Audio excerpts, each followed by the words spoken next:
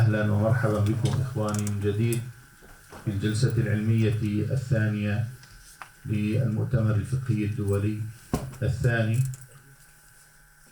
وهو بعنوان الفتوى والإفتاء المعاصر، الضوابط والمنهجية والآثار. الجلسة العلمية الثانية يديرها فضيلة شيخنا الأستاذ غازي التوبة، وأطلب من الأستاذ الدكتور الأستاذ محمد السعدي أحمد محمد السعدي التفضل، وأيضا الأستاذ الدكتور عمر حسين غزاي تكرما، وأيضا الدكتور محمد خالد الحسن. تفضل أستاذ.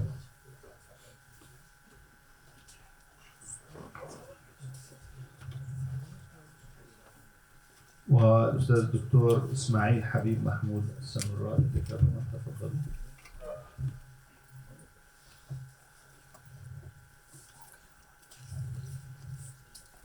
الدكتور إسماعيل حبيب هنا؟ سيأتي. نعم.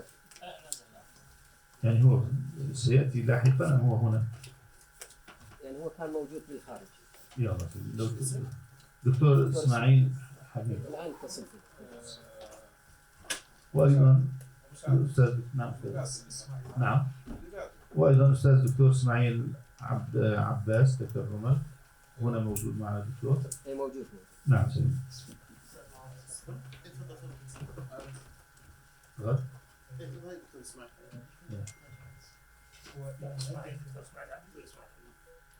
كلاكما شيخي. تفضل. يحتاج مقعد شيخ. طبعا هذا مقعد. تفضل. لو هكذا تفضل جنابك. في هذه الجلسة سيكون 4 من الدكاترة الأفاضل لمدة ساعة، والساعة التي بعدها إن شاء الله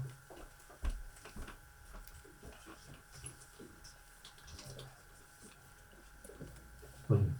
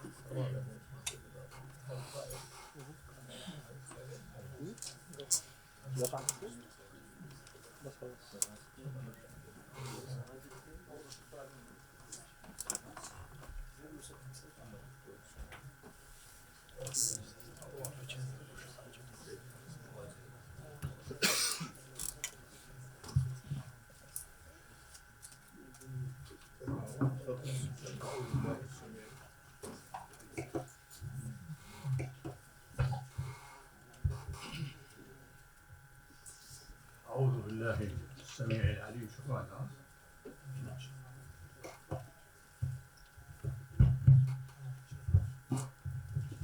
أعوذ بالله السميع العليم من الشيطان الرجيم. بسم الله الرحمن الرحيم.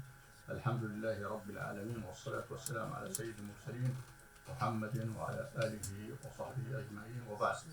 أيها الإخوة الحضور، السلام عليكم ورحمة الله تعالى وبركاته.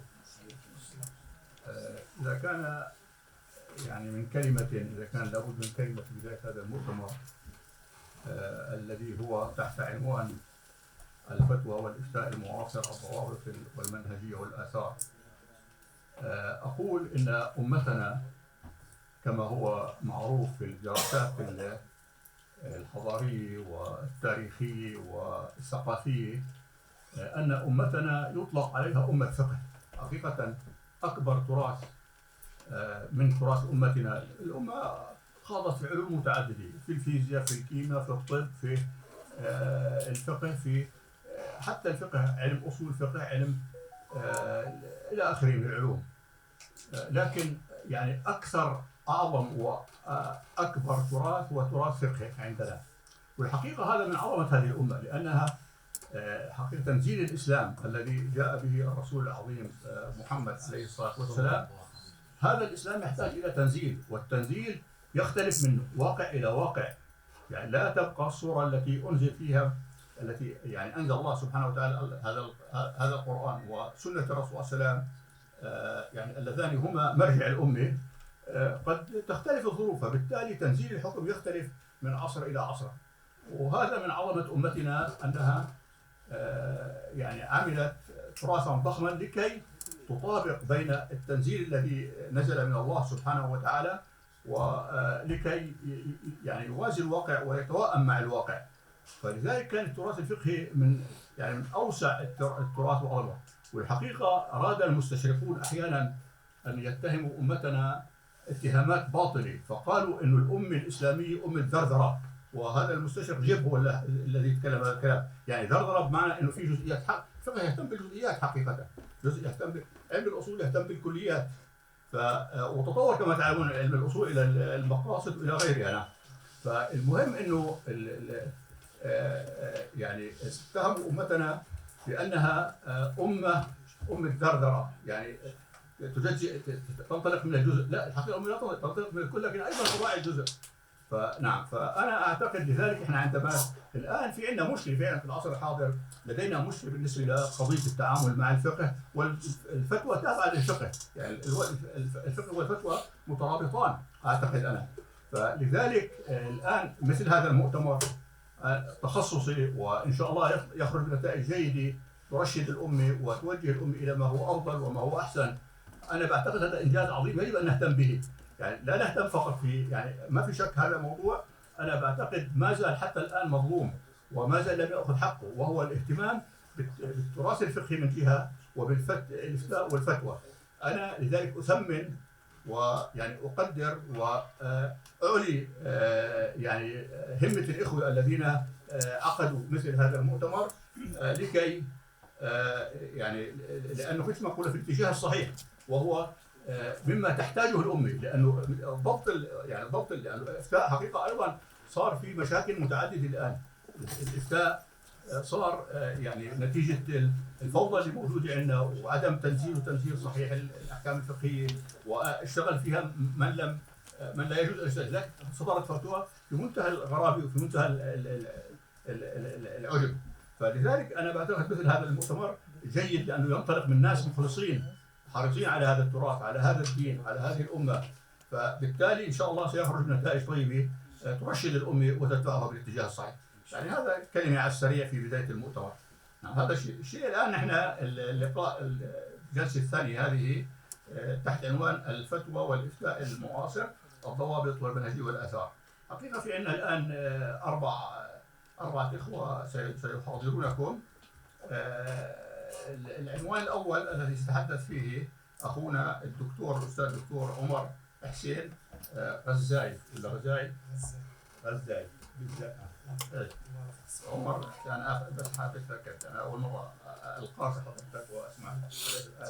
أهلا دكتور عمر حسين غزاي. إذا الآن ستكون محاضرة أخينا أو الورقة التي سيلقي علينا أخينا سيلقي علينا أخونا الشيخ الأستاذ الدكتور عمر حسين غزاي، يعني مدرس في كلية الإمام الأعظم الجامعة العراق. وعنوان الورقة التي يتحدث فيها هو الإفتاء المعاصر، دراسة نقدية في ضوء القواعد الأصولية، نماذج مختارة. فليتفضل مشكورا. الوقت 15 دقيقة دكتور حتى نعم بالضبط. هاي 37 دقيقة الآن بدأ. تفضل.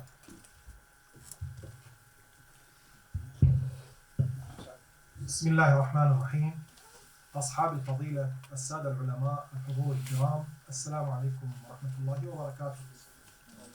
ابتداء الشكر موصول إلى كل من عمل وساهم في إنجاح هذا المؤتمر العلمي، وفي مقدمتهم فضيلة الدكتور كمال صبحي وفقه الله لما يحبه ويرضاه، بتفضلهم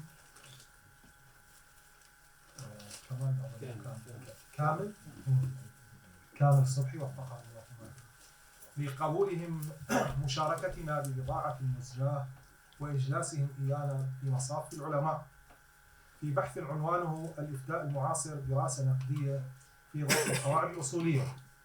الحمد لله رب العالمين، والصلاة والسلام على سيدنا محمد وعلى آله وصحبه أجمعين.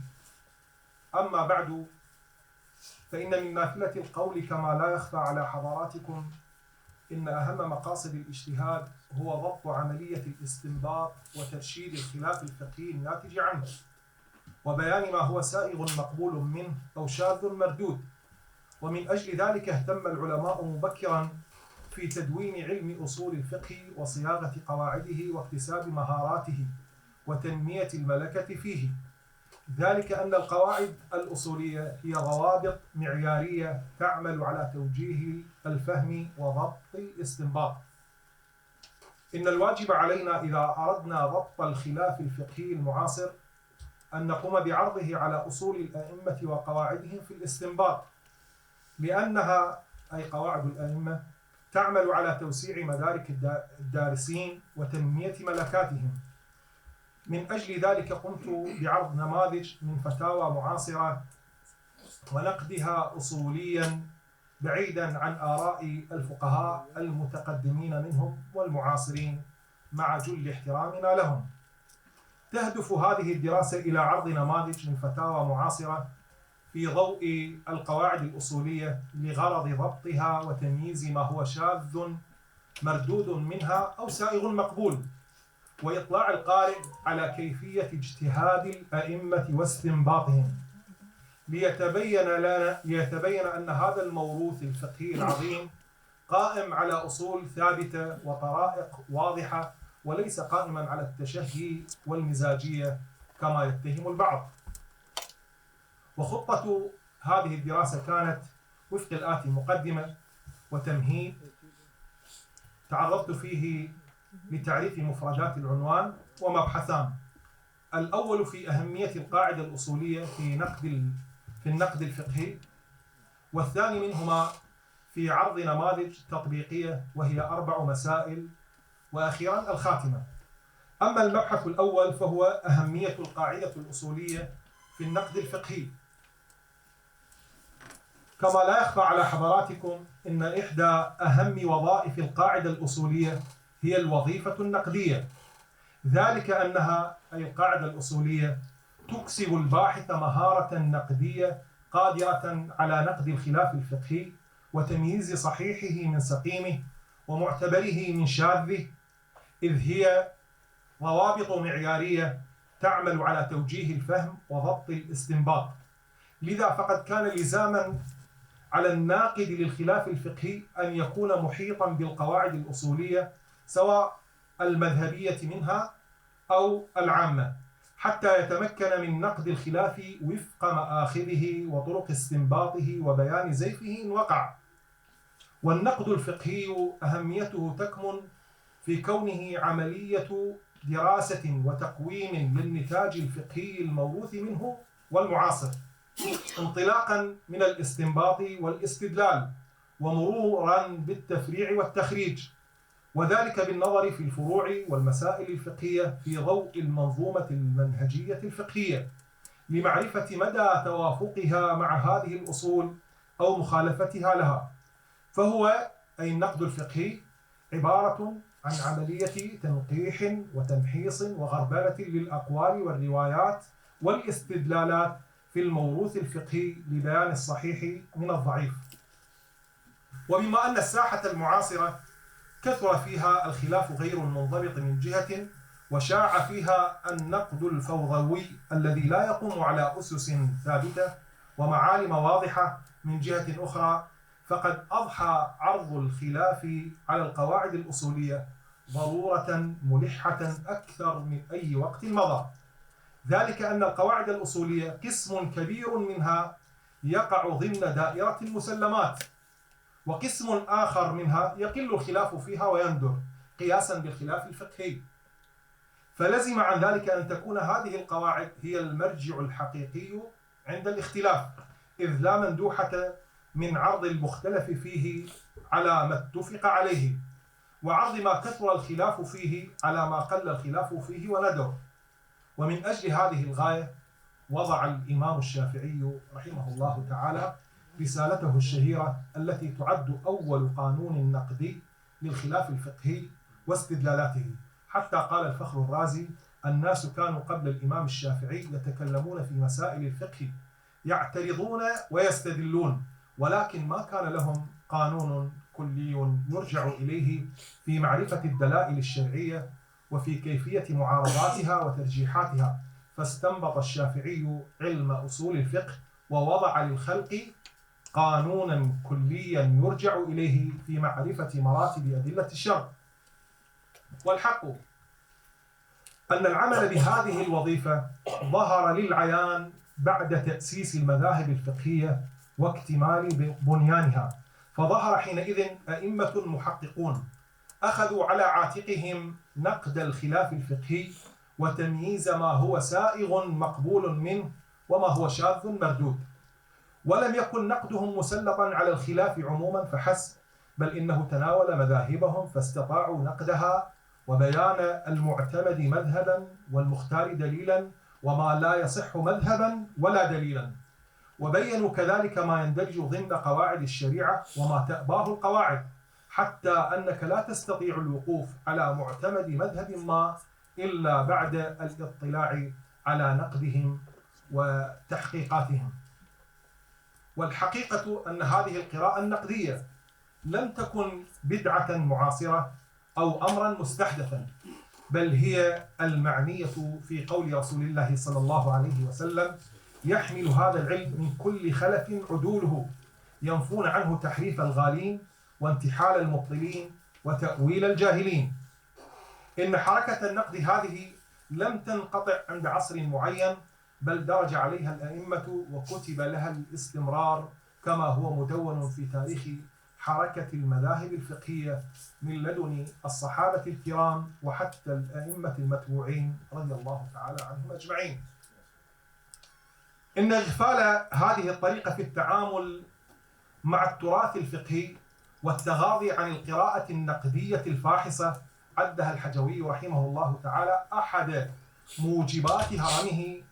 قال رحمه الله: إن عدم تنقيح كتب الفقه من موجبات هرمه، ورغم ذلك كله إلا أننا نجد الساحة مفتقرة إلى دراسات علمية تولي الجانب النظري للنقد الفقهي في ضوء القواعد الأصولية اهتماما أكبر مع تطبيقات له في مسائل الخلاف المعاصر، حتى يتمكن الباحث من تفعيل القواعد الأصولية ويكون على بصيرة في نقده لاجتهادات عصره واستنباطات زمانه وفق منهج واضح المعالم وأسس ثابتة. وأما الجانب التطبيقي فقد تناولت فيه 4 نماذج. النموذج الأول فتوى جواز الصلح مع الكيان الصهيوني المغتصب، مستدلة تلك الفتوى بالمصلحة، غير مراعية أن من المصالح مصالح لم يعتبرها الشارع، وبينت دليل إلغاء هذه المسألة وفق الشارع. النموذج الثاني فتوى الاستعانة بالأمريكان على الجيش العراقي في غزوه واحتلاله لدولة الكويت الشقيقة، متذرعة بالضرورة مهملة لما تجره هذه الفتوى من مآلات توقع الأمة عموما في ويلات ومصائب. وأما النموذج الثالث فهي فتوى وجوب الهجرة من أرض فلسطين، مستمسكة بظواهر بعض النصوص جامدة عليها غافلة عن روح تلك النصوص ومقصودها. أما النموذج الرابع فهي فتوى وجوب الإذعان للمحتل الأمريكي للعراق، كونه قد تغلب على البلاد والعباد واعتباره ولي أمر مع إهمال النصوص التي توجب جهاده ومقاتلته. أما الخاتمة فنسأل الله تعالى حسنها، وقد ضمنتها أهم النتائج وهي كما يأتي. 1. إن من أهم وظائف القواعد الأصولية هو نقد الخلاف وبيان وجه القوة فيه والضعف، وليست مقصورة على الاستدلال والاستنباط فقط. 2. إن القراءة النقدية للخلاف الفقهي في ضوء القواعد الأصولية تنأى بالباحث عن التعصب المذهبي وتصنع له عقلية متفتحة. 3. إن الباحث في الخلافات الفقهية لا غنى له عن الإحاطة بالقواعد الأصولية. 4. إن مفهوم الدليل ليس مقصورا على الكتاب والسنة كما يشاع، وإن الاستدلال بهما ليس محصورا في منطوقهما، بل يتجاوزه إلى المفهوم والروح والمقصود. 4. 5. وجوب استقلالية الفتوى عن المؤثرات السياسية الضاغطة حتى يكون المفتي مقررا لا مبررا.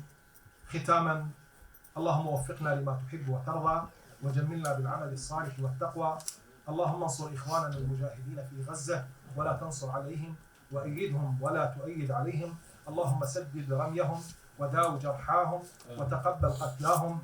اللهم واحفظ جمعهم. اللهم كن لهم مؤيدا ونصيرا وحافظا وظهيرا. وصلى الله على سيدنا محمد وعلى آله وصحبه وسلم. والسلام عليكم ورحمة الله وبركاته. السلام، بارك الله فيك. جزاك الله خيرا دكتور عمر، فقد التزم بالوقت.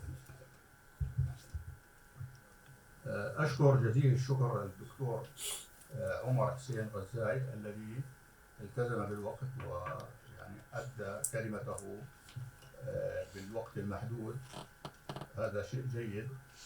حقيقة أيضا الأمثلة اللي ضربها أخونا الدكتور أمثلة جيدة تتعلق بفعلا الأخطاء التي وقع بها بعض المفتين في عصرنا، يعني وكل أمور تتعلق بأمور خطيرة بحق الأمة، سواء غزو الأمريكان، الهجرة من فلسطين.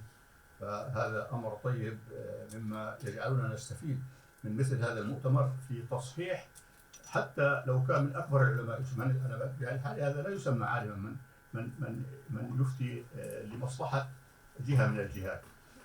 نعم، هذا شيء طيب. الآن ننتقل إلى، جزاه الله خير، أنا كلام طيب ومفيد لنا جميعا. الآن ننتقل إلى الأخ الدكتور أحمد محمد السعدي، عميد كلية الشريعة بأكاديمية بشار شهير اسطنبول هنا. أصل أخينا من سوريا. الآن الورقة التي يتحدث بها إلينا بعنوان الإفتاء المعاصر بين النص والمقصد والواقع، فليتفضل مشكورا. السلام عليكم ورحمة الله وبركاته. بسم الله الرحمن الرحيم. الحمد لله والصلاة والسلام على سيدنا وحبيبنا وإمامنا ومولانا محمد رسول الله وعلى آله وصحبه ومن والاه. السيد رئيس المؤتمر، السيد رئيس الجلسة، السادة الحضور الأفاضل، الحقيقة أن الإفتاء إخبار عن حكم الله في مسألة، وقد وصفه العلماء بأنه توقيع عن الله. كنا نعلم أن هذا من مسمى كتاب ابن القيم رحمه الله تعالى، إلا أنني وجدت النص عليه في كلام ابن الصلاح يعني قبل ابن القيم بفترة طويلة، فربما سبق إليه أيضا. نعم، فإذا هي توقيع عن الله، الفتوى توقيع عن الله. من هنا جاءت أهميتها، والحقيقة أن هذه الأهمية انعكست في ثقافة الأمة. فمنذ عهدها الأول في زمن الأمويين، ينقل الزمخشري رحمه الله في تفسيره عن شاعر من شعراء العصر الأموي معروف متهم بالفسق، وكان يجلس عند الإمام الحسن البصري، وجاءه سائل يسأله عن اليمين،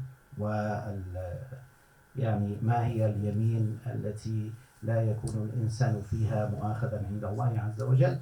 فاستأذنه الفرزدق في الفتوى وقال: أما سمعت قولي ولست بمأخوذ بلغو تقوله إذا لم تعمد عاقدات العزائم. وللقصة تمام لا أطيل فيها، إلا أن دخول مثل الفرزدق الشاعر المعروف بالفسق في مجال الفتوى دليل على الأهمية التي كان يراها المجتمع في ذلك الحين لمنزلة الفتوى في ثقافة المجتمع. وهذا دام يعني يسأل كثير من الناس اليوم لماذا تتدخل بعض الفضائيات غير المختصة بهذا المجال، لأن هذا من ثقافة الأمة، فهي تريد أن تضرب فيه لسان. على كل الأحوال أنا أريد أن أنتقل إلى موضوعي حتى لا نطيل والوقت ضيق، ودائما سيف الوقت يسلط على رقاب المتكلمين. وأنا أستميح عذرا السيد رئيس الجلسة، الفرق بين يعني أعطاني وقت إضافي المتحدث قبلي، فإذا بسمح لي ضم ولا وقتي. نعم، الحقيقة أنا أريد أن أتحدث عن مصدر الفتوى. هو كل مسلم يعلم أن مصدر الفتوى هي إخبار عن حكم الله عز وجل، وبالتالي كتاب الله وسنة رسوله صلى الله عليه وسلم هما المرجعان ينبغي عند كل مسلم أو كل عالم بالفتوى. لكن الواقع أن الناس يتحدثون اليوم عن شيء يقارنونه بالنص الشرعي، وهو المقصد والواقع. الآن لا أقرر صواب هذا أو خطأه، إنما سنسير على ما هو معروف في زماننا من إدخال المقصد والواقع في عملية الفتوى من حيث مصدريتها وليس من حيثيات أخرى. لذلك لأن الموضوع يعني متشعب قليلا، فأنا سأقتصر على بعض الجوانب المهمة منه. الحقيقة أن الإفتاء المعاصر، لا شك أن الإخوة قبلنا في الجلسة الأولى تحدثوا عن معنى الإفتاء والفتوى. أنا أريد أن أقف سريعا على قضية المعاصرة. المعاصرة ترتبط بالتجديد، وأعرف التجديد بأنه إحياء ما غاب عن دنيا الناس منه من الدين يعني، وإزالة ما علق فيه مما ليس منه، وتفعيله في واقع الناس عبر نظر جديد في نصوصه وابتكار حلول لتنزيله. هذه التجديد مصطلح شرعي، فهو لا بد من ضبطه في السياق الذي جاء فيه، لأنه جاء في الحديث النبوي. لأما المعاصرة، في الحقيقة المعاصرة مفاعلة من العصر، وتعني اجتماع شيئين في عصر واحد، ومنه قولنا فلان معاصر لفلان، يعني أدرك عصره. نعم. أما المراد بها في زماننا فمصدر عاصر معايشة الحاضر بالوجدان والسلوك والإفادة من كل منجزاته العلمية والفكرية وتسخيرها لخدمة الإنسان ورقيه. الآن إذا كان التجديد لابد أن ينضبط بالضوابط الشرعية لأنه مصطلح شرعي، فالمعاصرة ليست مصطلحا شرعيا، وبالتالي نحن نستطيع أن نحكم على مفرزاتها، لأنها يعني يمكن أن نرضى ببعض معطياتها ويمكن أن نرفضه، وبالتالي لنا حكم على المعاصرة. مصادر ثلاثة قلت أولها النص، والنص لا حاجة إلى أن ندلل على أنه مصدر للفتوى، لكن أود أن أضرب أمثلة كيف اجترأ بعض الناس في زماننا على مخالفة النص الصريح القطعي. من ذلك مثلا ما دعا له الحبيب بورقيبة وكررته الجماعات النسوية اليوم من المطالبة بالإفتاء بمساواة المرأة للرجل في الميراث. ومن ذلك ما ذهب إليه الدكتور حسن الترابي رحمه الله تعالى من جواز زواج المسلمة بغير المسلم، وإباحة أكل الخنزير، وجواز كشف المرأة لشعرها أمام غير محارمها من الرجال. الحقيقة كل هذه الفتاوى بغض النظر عن مكانة قائلها هي مصادمة للنص الشرعي، فلا يمكن قبولها. يلحق بالنص الإجماع، وهناك فتاوى أحيانا أيضا نجدها يعني مخالفة للإجماع، من ذلك ما أفتى به بعض المعاصرين رحمه الله تعالى، وقد توفي بحرمة الذهب المحلق للنساء. ومن ذلك أيضا ما ذهب إليه الأستاذان الفاضلان الدكتور شحادة والفنجري من وجوب الزكاة في أموال النفط مما تملكه الحكومات الإسلامية، على أن هذا مال عام أجمع العلماء على عدم وجوب الزكاة فيه. هذا بالنسبة للنص، وقلت لن أطيل في الكلام عن النص لأنه طبيعي أن نقول والله إن النص هو مرجع الفتوى.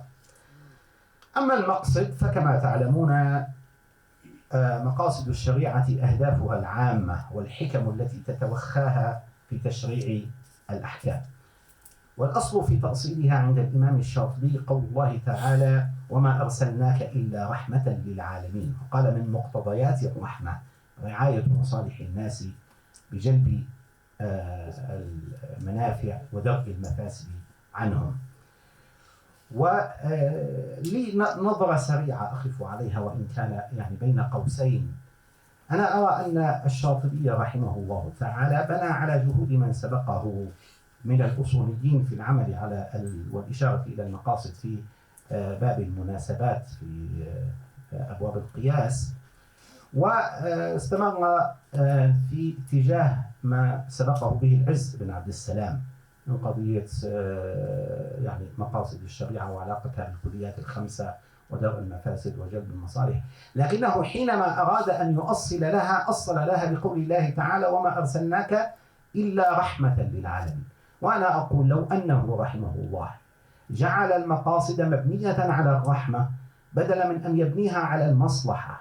وما زلنا في حياتنا إلى اليوم حينما نقول فلان مصلحجي، يعني نسوق المصلحة في سياق غير إيجابي، في حين أن الرحمة يعني لا يختلف يعني مسلمان فيها. وقد كنت كتبت بحثا حول هذا، وأردت أن أكتب رسالة الدكتوراه في الرحمة وأثرها في الفقه والأصول، إلا أن الإخوة القائمين على القسم رفضوا ذلك بحجة أن هذا جانب أخلاقي، وكأن الدين يعني لا يتعلق بالأخلاق.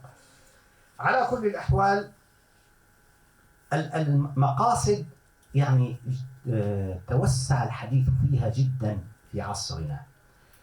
وعلى سبيل المثال الدكتور القرضاوي قال ممكن أن يضيف إلى ما ذكره الغزالي من المقاصد الخمسة والكليات الخمسة، قال ممكن أن أضيف إلى ذلك ونعني بالمصلحة المحافظة على مقصود الشرع.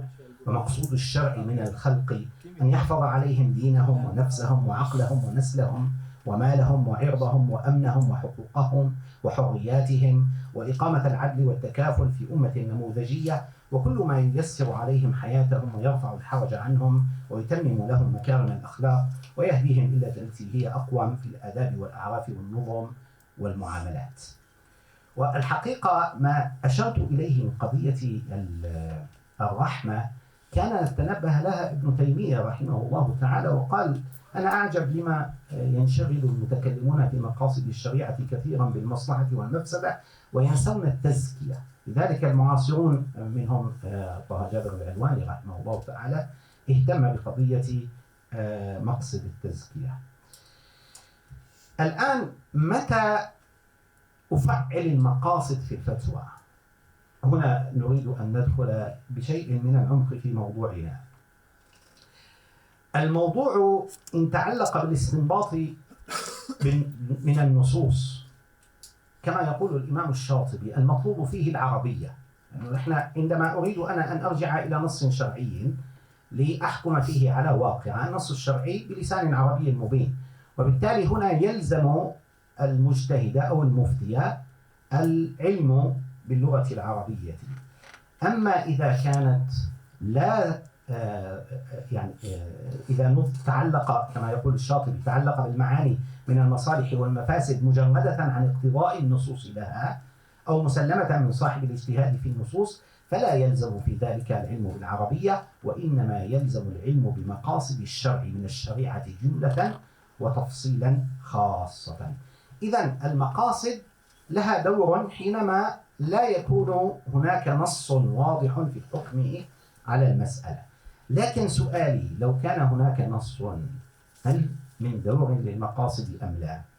هنا في الحقيقة لا بد من وقفة، لأن دراسات المقاصد عند المتقدمين والشاطبي وبعدها أهملت إلى أن جاء ابن عاشور. بشكل عام كانت دراسات أنا أقول تجميلية، يعني اليوم مثلا من قرأ الموافقات ومن أعجب بها ومن كذا كيف استطاع أن يعكس أهمية المقاصد في إنتاج الفتوى، في حركة الفقه، في حقيقة كلام أن الإسلام يهدف إلى مقاصد، إلى مصالح، إلى كذا. تفعيل المقاصد في جانب الفتوى مما اهتم به المعاصرون وتحدثوا عنه بشكل أوسع، وأنا لي يعني مشاركة في هذا كتبتها في مقالين لي. أريد أن أشير إشارة فقط إلى الفكرة فيهما، وهي نبهوني أنا إذا الوقت، حتى نبهوني الوقت إذا إيه؟ لا إيه لا 4 الله يبارك فيكم. هل تكون المقاصد دليلا موضحا لمراد الشارع من النص؟ يتفرع من هذا السؤال أسئلة. هل يمكن أن تكون المقاصد مخصصة لعام؟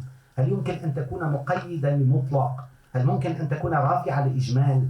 يعني هل يمكننا أن ندخل المقاصد كآليات في داخل علم الدلالات الأصولي لنشركها في الفتوى؟ أنا أزعم أنه هذا يمكن، وبنيت على ذلك جملة من الفتاوى أستعجل ذكر بعضها. مثلا حكم الآلات الموسيقية المستحدثة والأغاني المسجلة، مثلا مساعدة المدين للمصارف الإسلامية بالحصول على النقود لتسديدها في موعدها ولو كلفه ذلك مبلغا زائدا شرط أن لا يعود على المصرف بفائدة سوى تحصيل دينه. مثلا إعطاء الزكاة لمراكز الدعوة، تعديل العقود المتراخية التنفيذ بسبب الظروف الطارئة، اعتبار السبق إلى مراكز العناية المركزة إبان الجوائح كما حصل في جائحة كورونا. يعني هذه بعض الأمثلة، ويمكن أن يقاس عليها أمور أخرى. أنا أذكر مثالا تحليليا بأنني افتقدت عند السيد المتحدث قبلي ولو مثال، لو يعني فصلنا كيف يرد بالقواعد الأصولية على المثال الذي ذكره، فأنا سأحاول أن أذكر هذا المثال. في قول النبي صلى الله عليه وسلم: لا يحل لامرأة تؤمن بالله واليوم الآخر تسافر مسيرة يوم إلا مع ذي محرم. أنا أرى إضافة المسيرة إلى اليوم مجملا، لأن إضافة المسافة إلى الزمن تحتمل اعتبار الزمن مقياسا واعتبار المسافة مقياسا. طيب المسافة المقطوعة في الزمن المذكور، أو هل المسافة بيان للزمن أم الزمن بيان للمسافة؟ هنا أستطيع أنا عن طريق المقاصد أن أرجح عبر الواقع الذي يحكمنا في تغير آليات السفر في الزمن الحاضر، ومثل ذلك أيضا قضية امتناع مثلا عن الطعام من قبل الأسرى الفلسطينيين. أنتقل إلى فقه المآلات، وأريد أن أذكر أيضا أمثلة سريعة من الخطأ الذي ارتكبه بعض المتحدثين في الفتوى اليوم. من الفتاوى التي جانبت الصواب ما أفتت به الدكتورة أمية ودود أستاذ الدراسات العليا بجامعة فيرجينيا بجواز إمامة المرأة للرجال، وقد أمت جمعا من النساء وبعضهن حاسرات، والرجال في صلاة الجمعة بنيويورك سنة 2005. من ذلك أيضا مثلا ما أفتى به الدكتور عزة عطية بجواز إرضاع المرأة العاملة لزميلها في العمل لإباحة الخلوة بينهما. أخيرا أود أن أقرأ التوصيات حتى لا أتأخر عن الالتزام بالوقت. من أهم ما يمكن استفادته مما استعرضناه: أولا الإفتاء إخبار عن حكم الله فهو توقيع عنه، ولعل هذا كاف في بيان خطورته وأهميته. المفتي هو المجتهد، أما غير المجتهد ممن يحفظ أقوال المجتهدين فليس بمفت، والواجب عليه إذا سئل أن يذكر قول المجتهد على وجه الحكاية. التجديد إحياء ما غاب عن دنيا الناس من الدين، وإزالة ما علق فيه مما ليس منه، وتفعيله في واقع الناس عبر نظر جديد في نصوصه وابتكار حلول لتنزيله. للمقاصد أثر في بيان النصوص الشرعية تفسيرا وتأويلا وترجيحا وتخصيصا وتقييدا، وينبغي أن ينعكس هذا في الفتوى المعاصرة. ينبغي للمفتي أن ينظر في مناط الحكم الحالي والمآلي فيوازن بين المناطين، فإن رأى مصلحة في المناط المآلي وضررا في المناط الحالي متيقنا أو متوقعا توقعا غالبا حكم بمقتضاه. معرفة الواقع شرط في صحة الفتوى المتعلقة به، لكن ذلك لا يعني التطبيع معه، بل إعطاءه الحكم المناسب. شكرا لكم. جزا الله الدكتور أحمد محمد السعدي على ورقته المفيدة، وخاصة أن مقاصد الشريعة من الموضوعات المهمة الآن التي يحاول بعض الكتاب والمفكرين استغلالها في غير ما وضعت له. ما في شك نتاج عظيم من نتائج أمتنا وعقولنا المبدعة. وتعلمون أن علم الأصول الفقه في الأصل المقاصد يتطور لعلم أصول الفقه. علم أصول الفقه علم غير موجود لدى أي أمة أخرى. يعني هلا النحو مثلا في عندنا وفي عند اليونان، البلاغة إلى آخره، كل الأمم في عندها علوم مشتركة. لكن علم مقاصد علم أصول الفقه في الأصل هو علم خاص بأمتنا، لم تنتجه إلا الأمة الإسلامية. وهذا حتى فرنسا عندما أرادت أن تضع يعني مثل مرجع للقانون، لأن القانون يقابل الفقه، طلبت عددا من المسلمين الذين يذهبون لكي يساعدوهم في وضع أصول للفقه للقانون مستنبطة من علم الفقه عندهم، علم أصول الفقه عندنا. فحقيقة فأنا برأيي الآن بكل أسف بعض المفكرين والكتاب يحاولون أن يبعدوا المقاصد عن الأصول التي قامت عليها، وهناك كثير من الكتاب المنحرفين يستغلون هذا. لكن مثل ما قلنا المقاصد علم عظيم من العلوم منضبط له أصول وله قواعد ويجب أن نلتزم بها. الآن كما قلت أشكر مرة ثانية الدكتور أحمد محمد السعدي على ورقته الثرية. والآن أنتقل إلى المتحدث الثالث الذي هو الدكتور أستاذ الدكتور إسماعيل عابد عباس، المستشار لرئيس ديوان الوقف السني في العراق. فليتفضل مشكورا. بسم الله الرحمن الرحيم. الحمد لله والصلاة والسلام على رسول الله وعلى آله وصحبه ومن دعا بدعوته وتمسك بسنته ومات على ملته واتبع هداه. وبعد، السلام عليكم ورحمة الله وبركاته. شكرا لرئيس الجلسة وللقائمين على هذا المؤتمر المبارك. وأقول كما يقول الشاعر فيهم: لو أنشدت ألف قصيدة لوجدتها في حقكم لا تنتشر. بارك الله فيكم جميعا. ثم أقول: ولدت المناهج والدراسات الأصولية يسيرة القواعد، ضيقة المسالك، ضعيفة التأويلات، ثم بدأت تتكامل شيئا فشيئا، حالها كحال الوليد، حتى أصبحت متكاملة تقريبا في تراث أئمتنا من أئمة المذاهب الأربعة. ثم بعد ذلك جاءت الدراسات بعدهم مرة معززة ومعضدة، ومرة مهذبة وممهدة. ثم بعد ذلك جاءت مرحلة أخرى من مرحلة الدراسة، هي مرحلة وضع القواعد ودراسة المناهج وضبط مسيرة الإفتاء. وما هذا المؤتمر إلا إكمالا لهذه المسيرة، مسيرة ضبط مسيرة الإفتاء. فكتبت بحثي بعنوان الفتوى المعاصرة بين الانضباط والتسيب. وهنا أجمل ما كتبته في بحثي في محاور ثلاث: المحور الأول إشارات، والمحور الثاني عبارات، والمحور الثالث خلاصات واستنتاجات. أما الإشارات فالذي يقرأ البحث يجد فيه إشارة إلى أمور أذكر بعضا منها. الأمر الأول هو بيان واجب الفقيه، وقلت أن الفقيه واجبه اليوم ليس إصدار الحكم الشرعي فقط، وإنما واجبه المساهمة في إصلاح الواقع. فلا بد من إعمال فقه الموازنات وفقه الأولويات حتى تسهم هذه الفتوى في إصلاح الواقع المرير، لا أن تكون فتوى المفتي معولا هداما في جسد الأمة. الإشارة الثانية: الإفتاء صنعة حالها حال غيرها، يدخلها الماهر صاحب الملكة والمهارة، ويدخلها المتعالم والمتطفل على هذا الفن، ومن لم يستكمل الآلة العلمية الإفتائية. لذلك لا بد من وضع ضوابط للكشف عن الفتاوى غير المنضبطة أو الشاذة أو المخالفة لضوابط العلماء. الإشارة الثالثة: لا بد من الموازنة بين قواعد الفهم وقواعد التطبيق، فلربما يصلح الفهم إلا أنه لا يصلح أن ينزل ذلك الفهم على الواقع المعاش. ولذلك نجد أن النبي صلى الله عليه وسلم بين أن الخطأ في التطبيق جهل.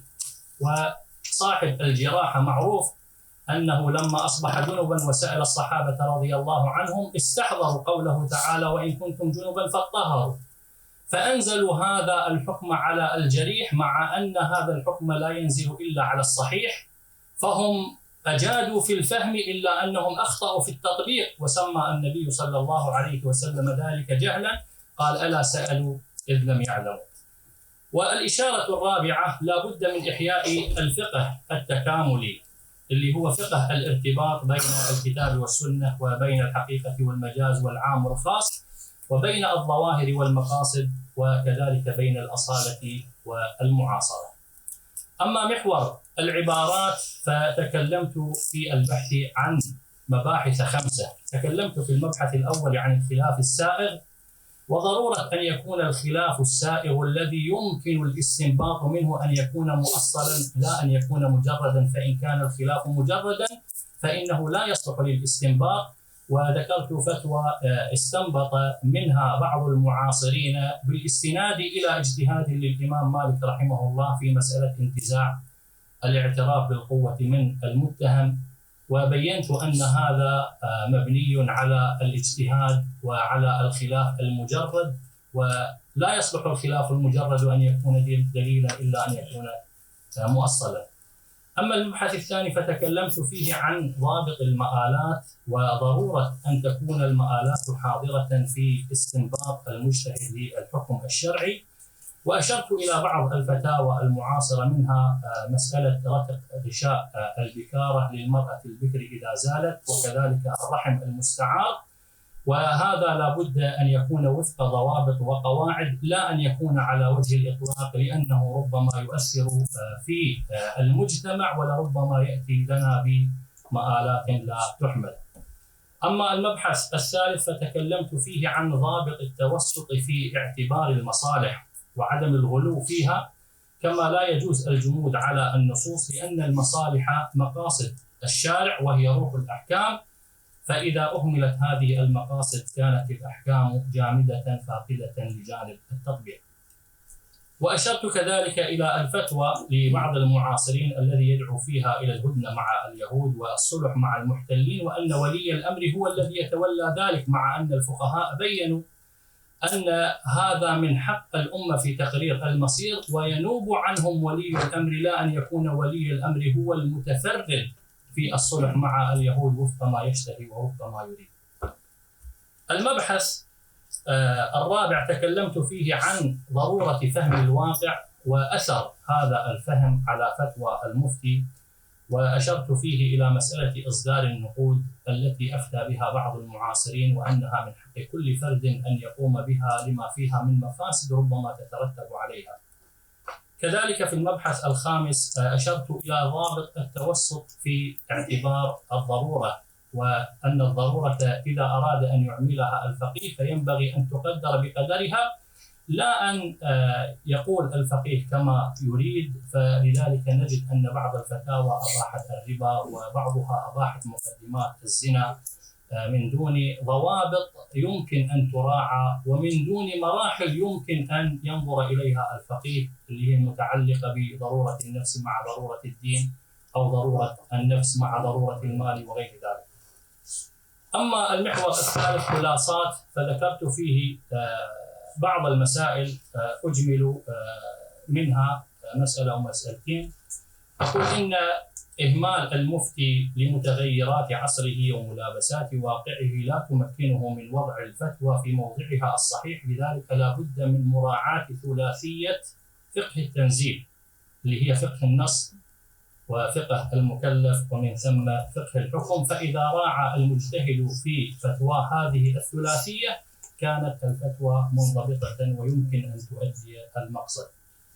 ثم قلت إن الفتوى ليست علما يدرس، وإنما هي صنعة لا بد لها من نيران ولا بد من دربة، لذلك تتوقف على بعض المعارف والفنون كي يستكمل الفقيه آلته لتكون فتواه منضبطة بضوابط الأصوليين بعيدة عن قراءات الأصوليين، هذا بعيدة عن قراءات المعاصرين. هذا مجمل ما موجود في بحثي، أسأل الله العظيم التوفيق والسداد، كما وأسأله تعالى أن يفرج عن أهلنا وإخواننا في أرض غزة إنه ولي ذلك والقادر عليه. أشكركم على حسن الإصغاء. السلام عليكم ورحمة الله وبركاته.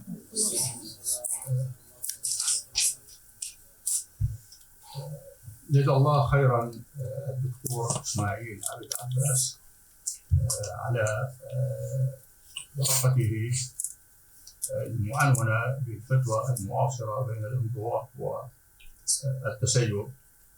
جزاه الله خير، وفيها كلام مفيد وفيها تشخيصات مرتبطة بالواقع، وهذا ما قصده هذا المؤتمر ويعني أصاب فيما تحدث. بارك الله فيك. الآن ننتقل إلى الورقة الرابعة التي هي أخينا الدكتور إسماعيل، الأستاذ الدكتور إسماعيل حبيب محمود السامرائي، كلية العلوم الإسلامية في جامعة تكليف في العراق.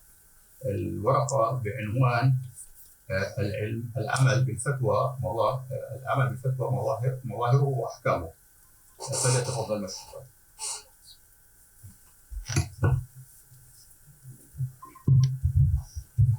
بسم الله الرحمن الرحيم.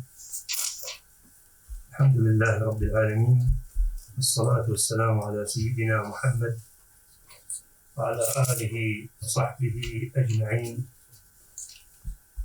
بداية أشكر القائمين على هذا المؤتمر العلمي العملي الذي تقيمه الرابطة العالمية للفقهاء، الذي يدور حول الفتوى والإفتاء المعاصر، الضوابط والمنهجية والآثار. وأشكر قبولهم بحثي ودعوتهم لي، فجزاهم الله تعالى عني خيرا ووفقهم الله تعالى لمراضيه. مما هو معلوم أن نظام الإفتاء كما يسميه الأستاذ الدكتور العلامة عبد الكريم الزيدان رحمة الله عليه هو نظام قائم على 3 أصول: المفتي والمستفتي والفتوى. أحاول في هذه الدراسة التأكيد على بعض أصول ومظاهر الفتوى، أي النص الذي نطق به المفتي وكلف به من استفتاه. فأحاول في هذه الدراسة أن يكون الكلام يعني تأصيلا للفتوى بمعزل عن المفتي وعن المستفتي. ولا شك أن الفتوى يعني لها تعلق بالمفتي وبالمستفتي. موضوع الفتوى شغل شاغل لكل عالم ولكل داعية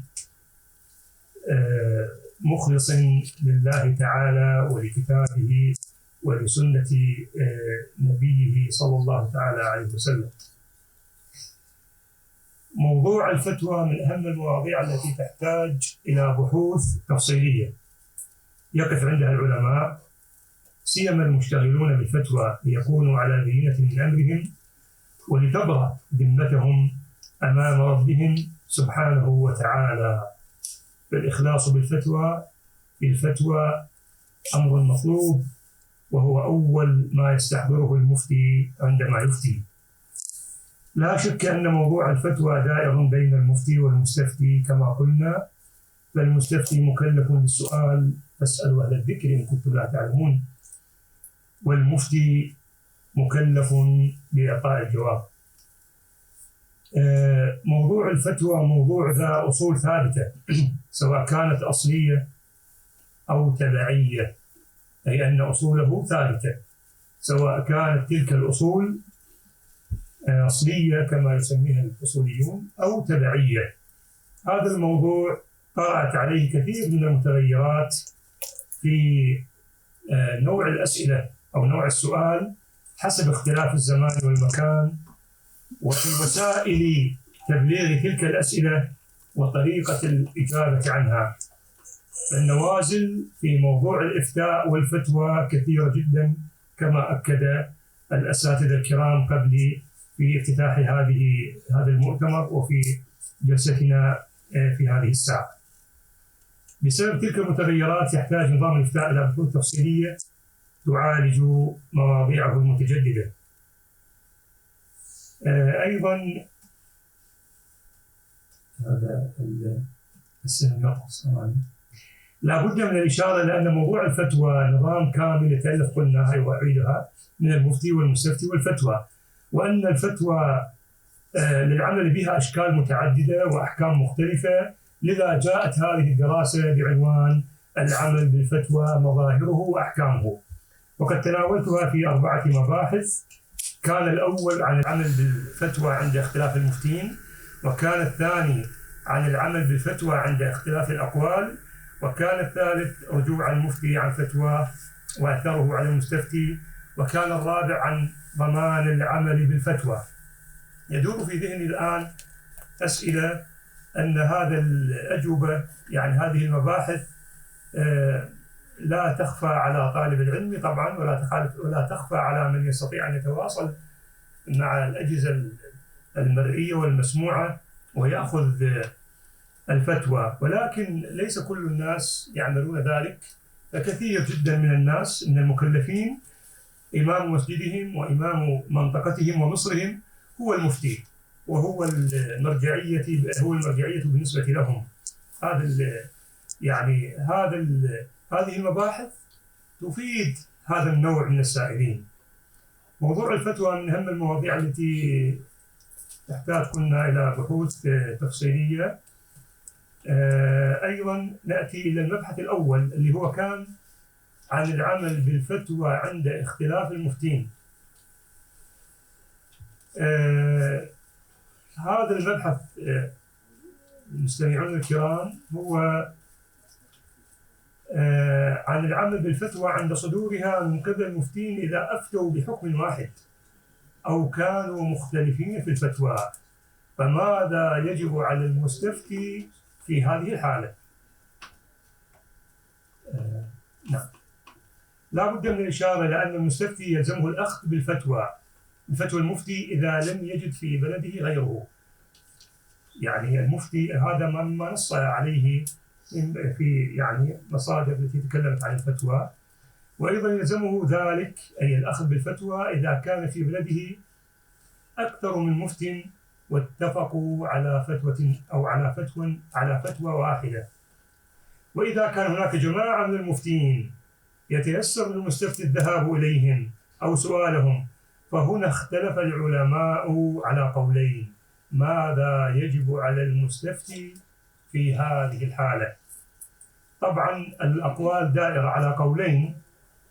الأول يلزمه الاجتهاد فيهم، يعني يبحث عن الأورع والأتقى والأعلم.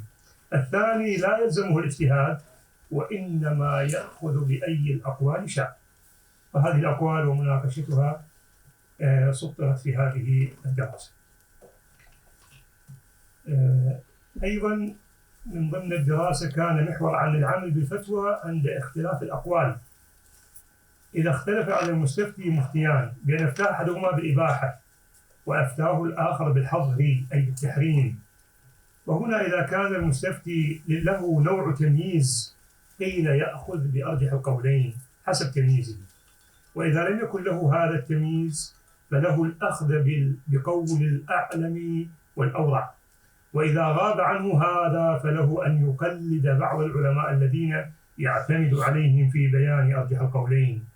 فإن استوى المفتين عند السائل في جميع الأحوال وهنا جرى خلاف بين العلماء وتعددت أقوالهم في هذه المسألة حتى أوصلها الشوكاني إلى 9 أقوال، وقد ذكرت في هذه الدراسة أشهر تلك الأقوال أو أشهر تلك الأقوال.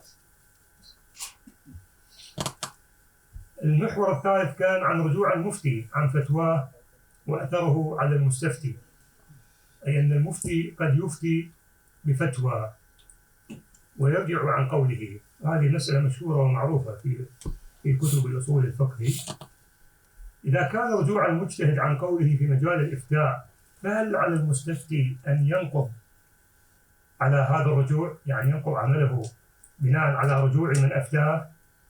فقد اختلف العلماء في ذلك على قولين. الأول وإليه ذهب ابن القيم ومن وافقه رحمه الله، أن المستفتي لا يجب عليه نقض عمله بمجرد رجوع المجتهد عن فتواه، أو بمجرد أن المجتهد تبين له أنه يخالف بمذهب إمامه، ولا ينقض عمله بالفتوى إلا بعد أن يثبت له أي المستفتي أن إمامه خالف نصا قطعيا أو رجع إلى قول أجمع عليه، فحينئذ يختار الرجوع إليه. القول الآخر وإليه ذهب أكثر العلماء، أن المستفتي ينقض عمله بناء على تغيير اجتهاد المفتي، ينقض عمله بناء على تغيير اجتهاد المفتي، وقد ذكر في البحث أدلة الفريقين ومناقشتها. كان المبحث الرابع عن ضمان العمل بالفتوى، وهذه مسألة أيضا معروفة، أنه المفتي إذا أفتى بفتوى وأدت فتواه إلى أتلاف مال أو إلى أتلاف نفس، وتبين أن الفتوى كانت خاطئة، فهل المفتي عليه الضمان أم في كل الأحوال على المستفتي الضمان؟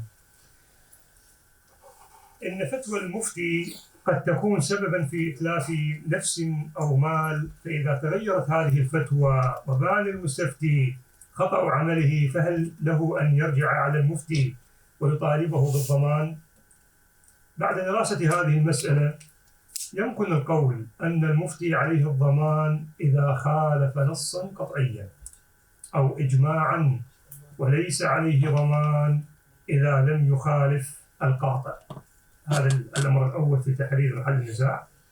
أيضا وإذا غر من استفتاه بالعلم، وهذا يوجد يعني في خصوصا في بلاد أوروبا على ما أعلم وأسمع، كثير من المدعين وهم بحقيقة أمرهم ليسوا علماء وليسوا مفتين، إذا غر من استفتاه بالعلم والتقوى وهو ليس من أهلها فعليه الضمان أيضا. أما إذا كانت قرائن الحال تدل على جهله وعدم معرفته واشتهاره بين الناس في ذلك، فهنا على المستفتي عليه الضمان وليس على المفتي. كالذي يسأل المريض يسأل عن الطبيب، فإذا ذهب إلى طبيب من غير أن يسأل وتبين أن الطبيب طبيب مدعي وليس عالم، تمام انتهيت. يعني في هذه الجملة أنهي المحاضرة إن شاء الله. أذكر أن يعني وجه مقارنة بين المفتي والطبيب وبين المستفتي والمريض، أن المستفتي إذا يعني جعلناه كالمريض، فإن المريض إذا أراد أن يجري عملية أو أراد أن يطبب نفسه يذهب إلى طبيب إما مشتهر بالطب والعلم والمعرفة، وإذا لم يكن مشهورا فهو يسأل عنه، فإذا سأل عنه وأشير إليه بأنه طبيب يعني بأنه طبيب جاهل أو أنه طبيب مدعي وذهب إليه وطببه، فهنا الطبيب لا يضمن. في القانون يضمن، نعم. أنا أذكر بالنسبة للمستفتي، المستفتي هو عليه الضمان إذا أتلف نفس أو أتلف مال، لأنه لم يقصد بطلبه عالما وإنما ذهب إلى من وجده. وأصلي وأسلم على سيدنا محمد وعلى آله وصحبه أجمعين. جزاكم الله.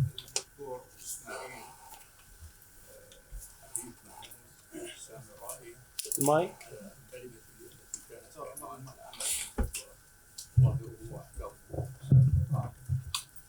مرة ثانية أشكر الدكتور إسماعيل حبيب محمود السامرائي على كلمته التي كانت بعنوان العمل بفتوى مظاهره وأحكامه، وحقيقة أيضا استفدنا منها. والآن انتهينا من الجزء الأول من هذه الجلسة. سنأخذ راحة لمدة 10 دقائق ثم نعود مرة ثانية دكتور أقول الإخوة يعني حتى يعني طالما أننا نتنقل من حديقة يعني وارثة إلى حديقة وارثة، يعني إن شاء الله لا يوجد ملل. لو أننا بدأنا مباشرة، إلا إذا كان أنتم محتاجون دكتور غازي إلى الراحة. نعم، لأن هي باقي آخر فقرة هذه عندنا، 4 من السادة المتحدثين الباحثين وننهي لقاءنا اليوم. ما بعرف. إذا تسمحوا لنا نكمل أفضل. طيب ماشي، توكل. جزاكم الله خيرا، حفظكم الله، جزاكم الله أشكر جميع المحاضرين وأسأل الله أن يوفقهم ويأجرهم على ما تحدثوا وقدموا، وحتى كلام طيب مفيد لنا جميعا. أسأل الله أن نستفيد منه. وأيضا المؤتمر يمكن أن يلخص الأفكار الرئيسية والأشياء العملية المرتبطة بهذا الكلام لكي تستفيد منه الأمة بشكل عام ويرشد الإفتاء والمفتون. حتى أقول رئيس المؤتمر يقول انه حتى المناقشه نتركها لما بعد لما يكون اي يعني نعم. الان ادعو الدكتور حذيفه عكاش والدكتور الدكتور صلاح الدين محمد قاسم النعيمي، وايضا الاستاذ الدكتور رائد يوسف الجهاد، والاستاذ الدكتور ضياء الدين محمد محمود، فليتفضلوا الى المنصه. نتم اليوم هذه الجلسة العلمية الثانية بمعية فضيلة الدكتور غازي التوبة رئيس رابطة العلماء السوريين. جزاكم الله كل خير.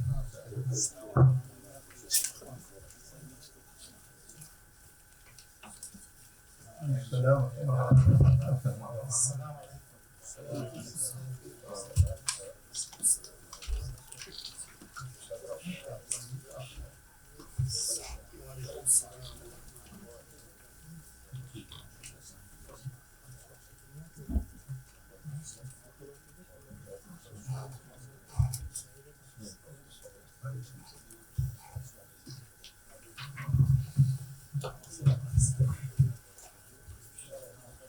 طيب.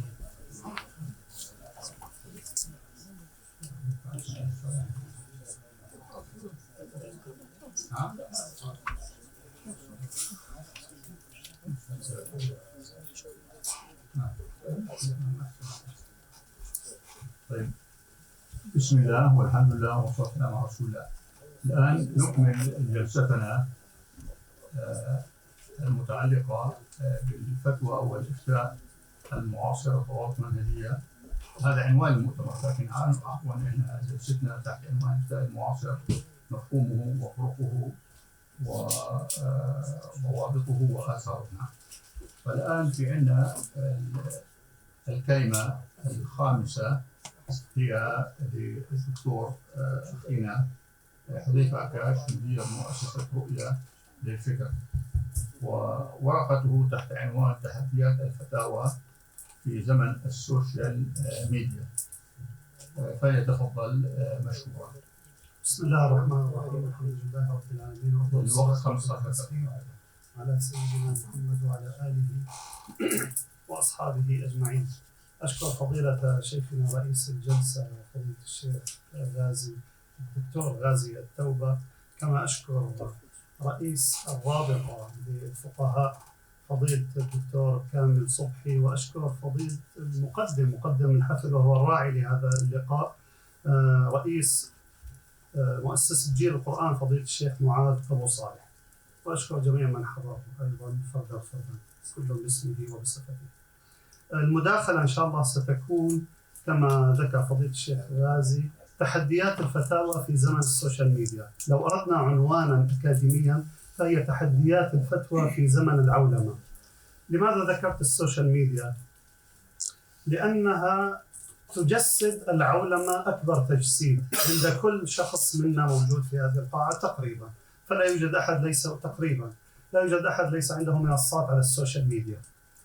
ما هي تحديات الفتوى في زمن السوشيال ميديا؟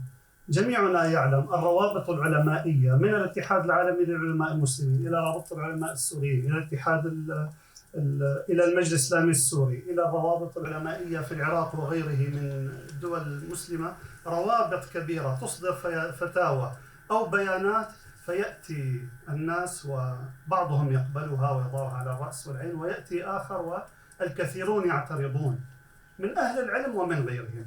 ففعلا هناك تحديات نلمسها بالتعليقات، بالتداول لهذه الفتاوى، بالاعتراضات الشديدة. أحيانا هذه الفتاوى تصور صوت وصورة ويتداولها وسائل الإعلام، فلم يعد هناك الآن مجالس خاصة.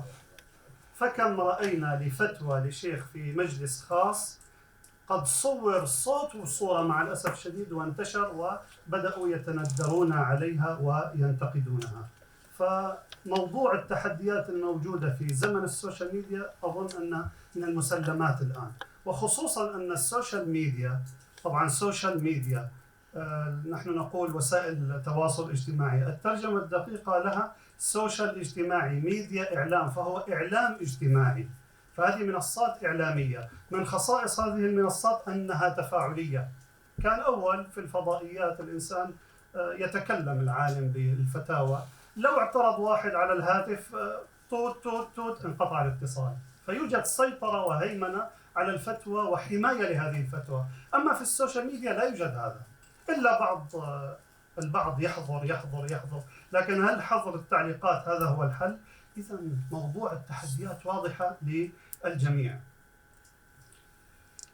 فتاوانا انتقلت من المحلية إلى العالمية، فلم يعد هناك شيء اسمه محلية، أنا أفتي لحمص أو لحلب أو لإدلب أو للعراق أو للفلوجة. هذه الفتاوى تتناقلها وسائل الإعلام وتقع في يد المسلم وغير المسلم. كان أول الفتوى تقع عند من يسأل، عند من يستفتي. أنت في حي معين، أهل هذا الحي يسألونك، أنت في قرية معينة، أهل هذه القرية يسألونك، أنت مفتي على مستوى بلد، أهل البلد. الآن الفتوى التي تصدرها تتناقلها وسائل السوشيال ميديا وتقع في أيدي أعداء الإسلام. وكم رأينا تقارير إعلامية في تلك الوسائل الأجنبية يتداولون مقاطع لمشايخ في أدغال البلاد. فلم يعد هناك، إذن الفتوى انتقلت من المحلية إلى العالمية. لم يعد هناك مجالس خاصة، انتقلت إلى الإنترنت. المجالس الإلقاء انتقلت من الإلقاء من جانب واحد، أصبح هناك تفاعل ونقد ونقاش وتفاعل مع المتابعين عبر التعليقات. انتقلنا من المريد المقبل الذي يوقع لك على بياض، فهو يأتي إليك ويقبل فتواك من قبل أن تتفوه بها. لا، الآن انتقلنا إلى الناقد، بل النقاد الشرسين. المتلقي، دائما نحن في خطابتنا الإسلامية نتهم المتلقين، العامي بين قوسين. لم يعد هناك شيء اسمه عامي، هناك مثقفون، هناك كتاب. العامي الذي كنا نزدريه قبل أن يعلق عليك يذهب ويبحث في الإنترنت، وكل شيء موجود ومبذول. المعلومة الآن أصبحت ملقاة على قارعة الطريق. أذكر عندما كنت في بداية طلب العلم كنا نبحث في مدينة حمص كلها لنجد كتاب من الكتب التراثية أو العلمية. بعضنا الكثير منا عندما يخرج إلى الدراسات العليا يذهب إلى دمشق ليكتب رسالته في الماجستير أو الدكتوراه. الآن لم نعد بحاجة لكل هذا، فالمصادر كلها ليست بأيدي طلبة العلم بل بأيدي العوام وغير المسلمين. فتحدي كبير جدا. اتهام العامي ليس حلا، اتهام الناس، اتهام المعلقين، اتهام متابعي السوشيال ميديا. الخطاب الدogmaي لم يعد ينفع، ينبغي أن ننتقل للإقناع بالحجج والبراهين النقلية والعقلية والمصلحية والمقاصدية. مطالبة الناس بقبول الفتاوى هكذا واستدعاء نصوص السمع والطاعة، نصوص السمع والطاعة لله ولرسوله. أما الفتاوى فنعلم جميعا، نحن أبناء هذا العلم الشريف، نعلم أن هذه اجتهادات بالنهاية، وتدربنا وتعلمنا من خلال كتب الفقه والفتاوى ردود علمائنا بعضهم على بعض، بل تلاميذ المذهب ربما يردون على مؤسس المذهب. فاستدعاء نصوص السمع والطاعة على الفتاوى أعتقد أنها مخاطرة مجازفة كبيرة، وخصوصا أن كثير من الفتاوى نحن نحاربها قبل غيرنا، ففتاوى التطبيع وفتاوى الخضوع للحكام الظلمة والفتاوى المنحرفة نحن نحاربها. فكيف هنا نريد السمع وطاعة وهنا نحارب بعض الفتاوى؟ ينبغي أن ندرب ونعلم الناس النقد الفقهي. وحصلت مؤخرا على كتاب رائع للدكتور حسن يشو بجامعة قطر، له كتاب هكذا حوالي 900 صفحة، دراسة كبيرة بعنوان نظرية النقد الفقهي، وهي دراسة جديرة بأن تقرر ونعلمها للناس. لا تحسبوه شرا لكم بل هو خير لكم، وعسى أن تكرهوا شيء وهو خير لكم. فهذا النقد مآلاته سيطور الخطاب الإسلامي، مآلاته. فالإنسان قبل أن يصدر الفتوى يدرسها بشكل جيد ويعرضها على الخبراء الشرعيين والفقهاء المتخصصين. وحسنا فعلت المجامع الفقهية الدولية أنها تخصص بجلساتها رأي الفقهاء ورأي الخبراء. فلكل مسألة ذكر الدكتور أحمد السالي موضوع الواقع، تشخيص الواقع مهم جدا في الفتوى، تنزيل هذه الأقوال على الواقع مهمة جدا، فهم الواقع يحتاج إلى الخبراء لا يكفي الفقهاء فقط، وخصوصا أن الواقع أصبح معقدا. من فترة حضرت فعالية وكان موجود فيها فضيلة الدكتور نواف التكروري، فذكر ملاحظة جميلة جدا، قال ينبغي أن نجعل التخصصات الشرعية قرابة 20 بل 30 بل 40. الشريعة شاملة لكل مرافق الحياة، لكن الفقيه ليس شاملا لكل مرافق الحياة. الشريعة شاملة، لذلك نؤهل تخصصات، تخصص سياسي، تخصص اقتصادي، طبي، إلى آخره، تخصصات مختلفة حتى يكون كلامنا عميقا. وضعت ضوابط حتى الآن. هذا كله تحدثت فيه عن التحديات، لأن ننتقل للحل. شخصت المشكلة، ما هو الحل؟ الحل أساتذتي إخواني بترشيد الفتوى، بضبط الفتوى. العبد الفقير التخصص الدقيق في الماجستير والدكتوراه فقه مقارن. تعلمنا في الفقه المقارن عندما نرجح بين الأقوال أن نرجع للأدلة ومناقشة الأدلة. هل هذا يكفي في الفتوى؟ لا يكفي أبدا. لماذا؟ لأن الأدلة محتملة، لأن الأقوال الفقهية كثيرة وفيها اختلاف، عندنا ثروة فقهية كبيرة. طيب أي قول من هذه الأقوال سأستدعي؟ لو رجعت إلى موضوع الأدلة ونقاش الأدلة، يعني كما قال شيخنا الشيخ الددو، لو رجحت قولا سيزيد على القائلين بهذا القول فقيه، لن أحسم الخلاف. لابد من مرجحات خارج النص الشرعي وخارج النقاش الشرعي. وضعت 9 مرجحات غير موضوع الدليل الشرعي. أولا طبعا حتى أؤكد على موضوع مرجعية الكتاب والسنة، الالتزام بالوحي كتابا وسنة واستنباطا منهما. وهنا تأتي موضوع اللغة العربية وأهميتها. ولا نؤول أحكام الشريعة بسبب ضغط نفسي وتجميل الشريعة لغرب أو لشرق، لا، نحن أول شيء نلتزم بشريعتنا وضوابطها وأسسها ومحكماتها، هذا أولا. ثانيا نعزز القول بالعقلانية الشرعية. ماذا أقصد بالعقلانية الشرعية؟ المقاصدية. فشريعة الله حكمة بالغة. العقلانية أقصد بها هنا عندنا عقلان: عقل مجرد كما ذكر الدكتور طه عبد الرحمن، العقل المجرد الذي لا يخضع لشرع، والعقل المؤيد الملتزم بالشرع. فالعقلانية المقصود بها هنا العقلانية الشرعية المنضبطة بمبادئ الشريعة ومقاصدها وأهدافها. وهنا موضوع المصالح والمفاسد، كيف نعقلن الموضوع؟ نذكر عندما نذكر منهيا نذكر مفاسده، عندما نذكر مأمورا نذكر مصالحه الدنيوية التي يفقهها كل الناس. الخطاب العلماني اللاديني مؤيد ومدجج بالخطاب المصلحي. فهل نجرد خطابنا الشرعي عن هذه الحجج العقلية الإقناعية؟ هذا الضابط الثاني. الضابط الثالث العلمية التخصصية. فأذكر مثال صغير: أكثر مدة الحمل. الدكتور علي جمعة عندما درس هذا في الفقه الشافعي قال إن شاء الله تثبت هكذا حالة في ماليزيا ولا بإندونيسيا مدة الحمل أكثر من سنة حتى يدافع عن حكم اجتهادي، بينما الإمام القرضاوي نفس المسألة ناقشها، قال الطب يقول مستحيل الحمل أكثر من سنة، إذن هذا القول هو الراجح وخلاص انتهينا. علي جمعة يريد أن يغير السنن الكونية من أجل اجتهاد فقهي، الإمام القرضاوي خلاص هو اجتهاد خلافي، نرجح القول الثاني وانتهينا. إذن التخصصية والعلمية، وهنا نذكر المجامع الفقهية وتفوقها باستشارة الخبراء. خامسا الإنسانية ومراعاة موضوع التسامح، التعايش، حقوق الأقليات، حقوق الإنسان، المرأة، البيئة، الرفق بالحيوان، هذه كلها قيم إسلامية. سادسا التيسير بضابط المقاصد.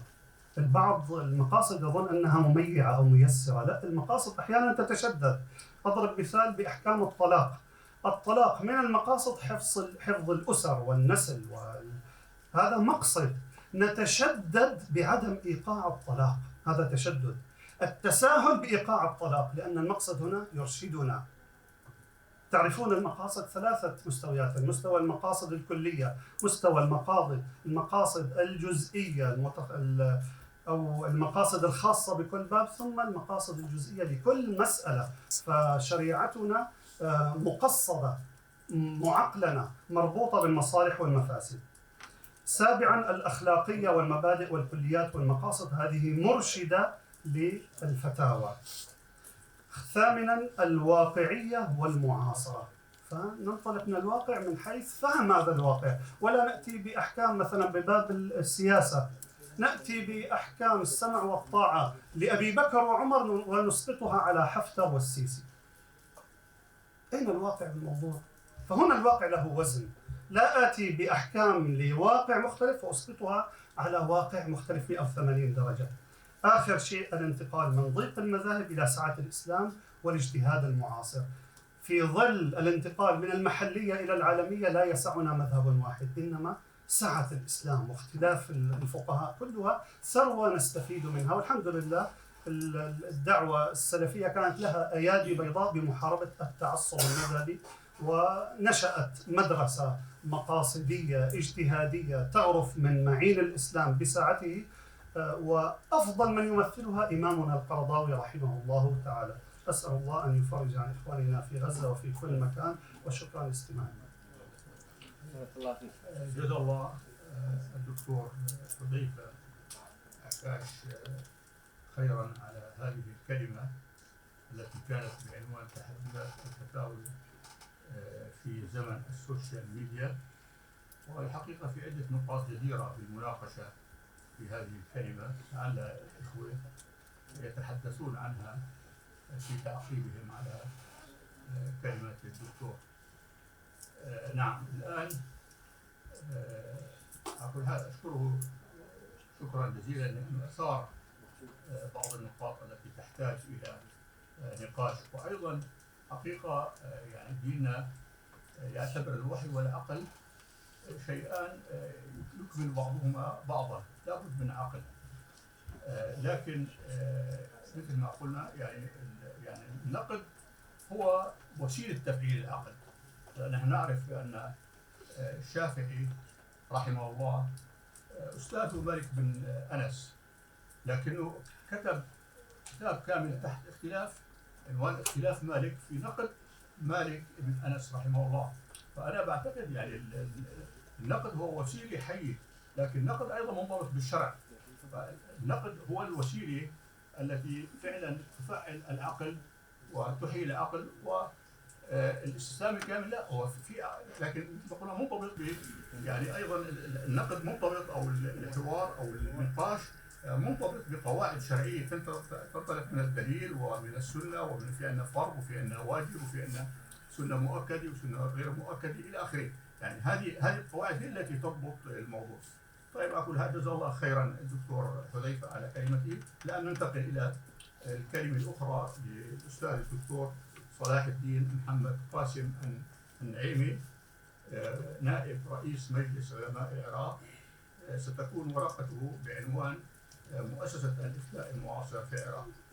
فليتفضل مشكورا على أساس أنه نضبط في الوقت أيضا 15 دقيقة. بارك الله.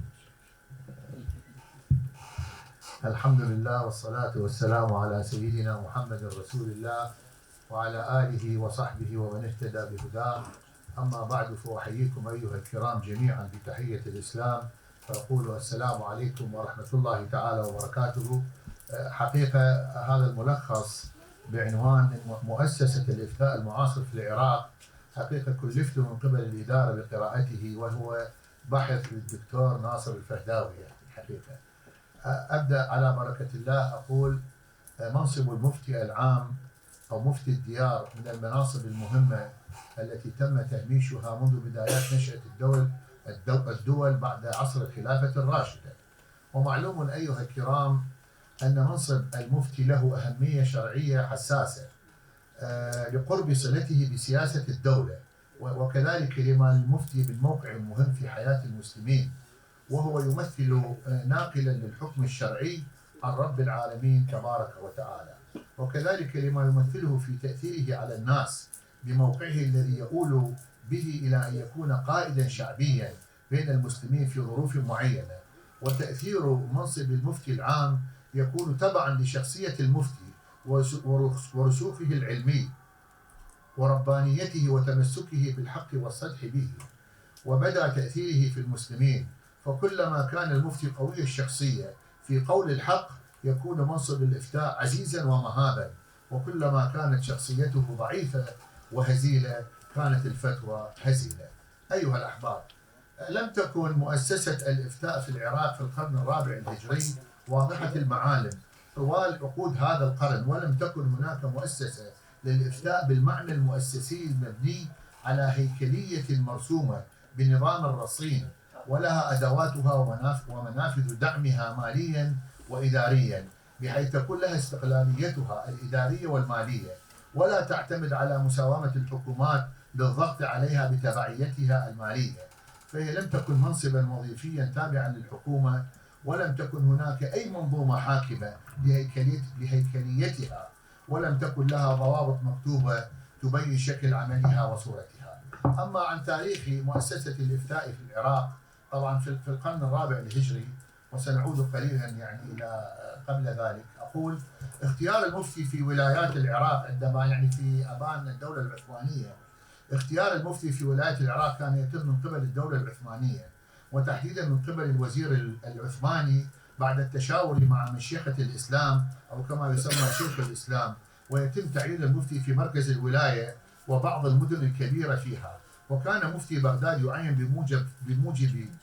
بموجب فرمان سلطاني لترشيح من دائرة شيخ الإسلام في العاصمة اسطنبول، فيما يبدو بمساعدة قاضي مركز الولاية في أداء أعماله من خلال إصدار الفتاوى في بعض القضايا الشرعية التي تعرض على الحاكم.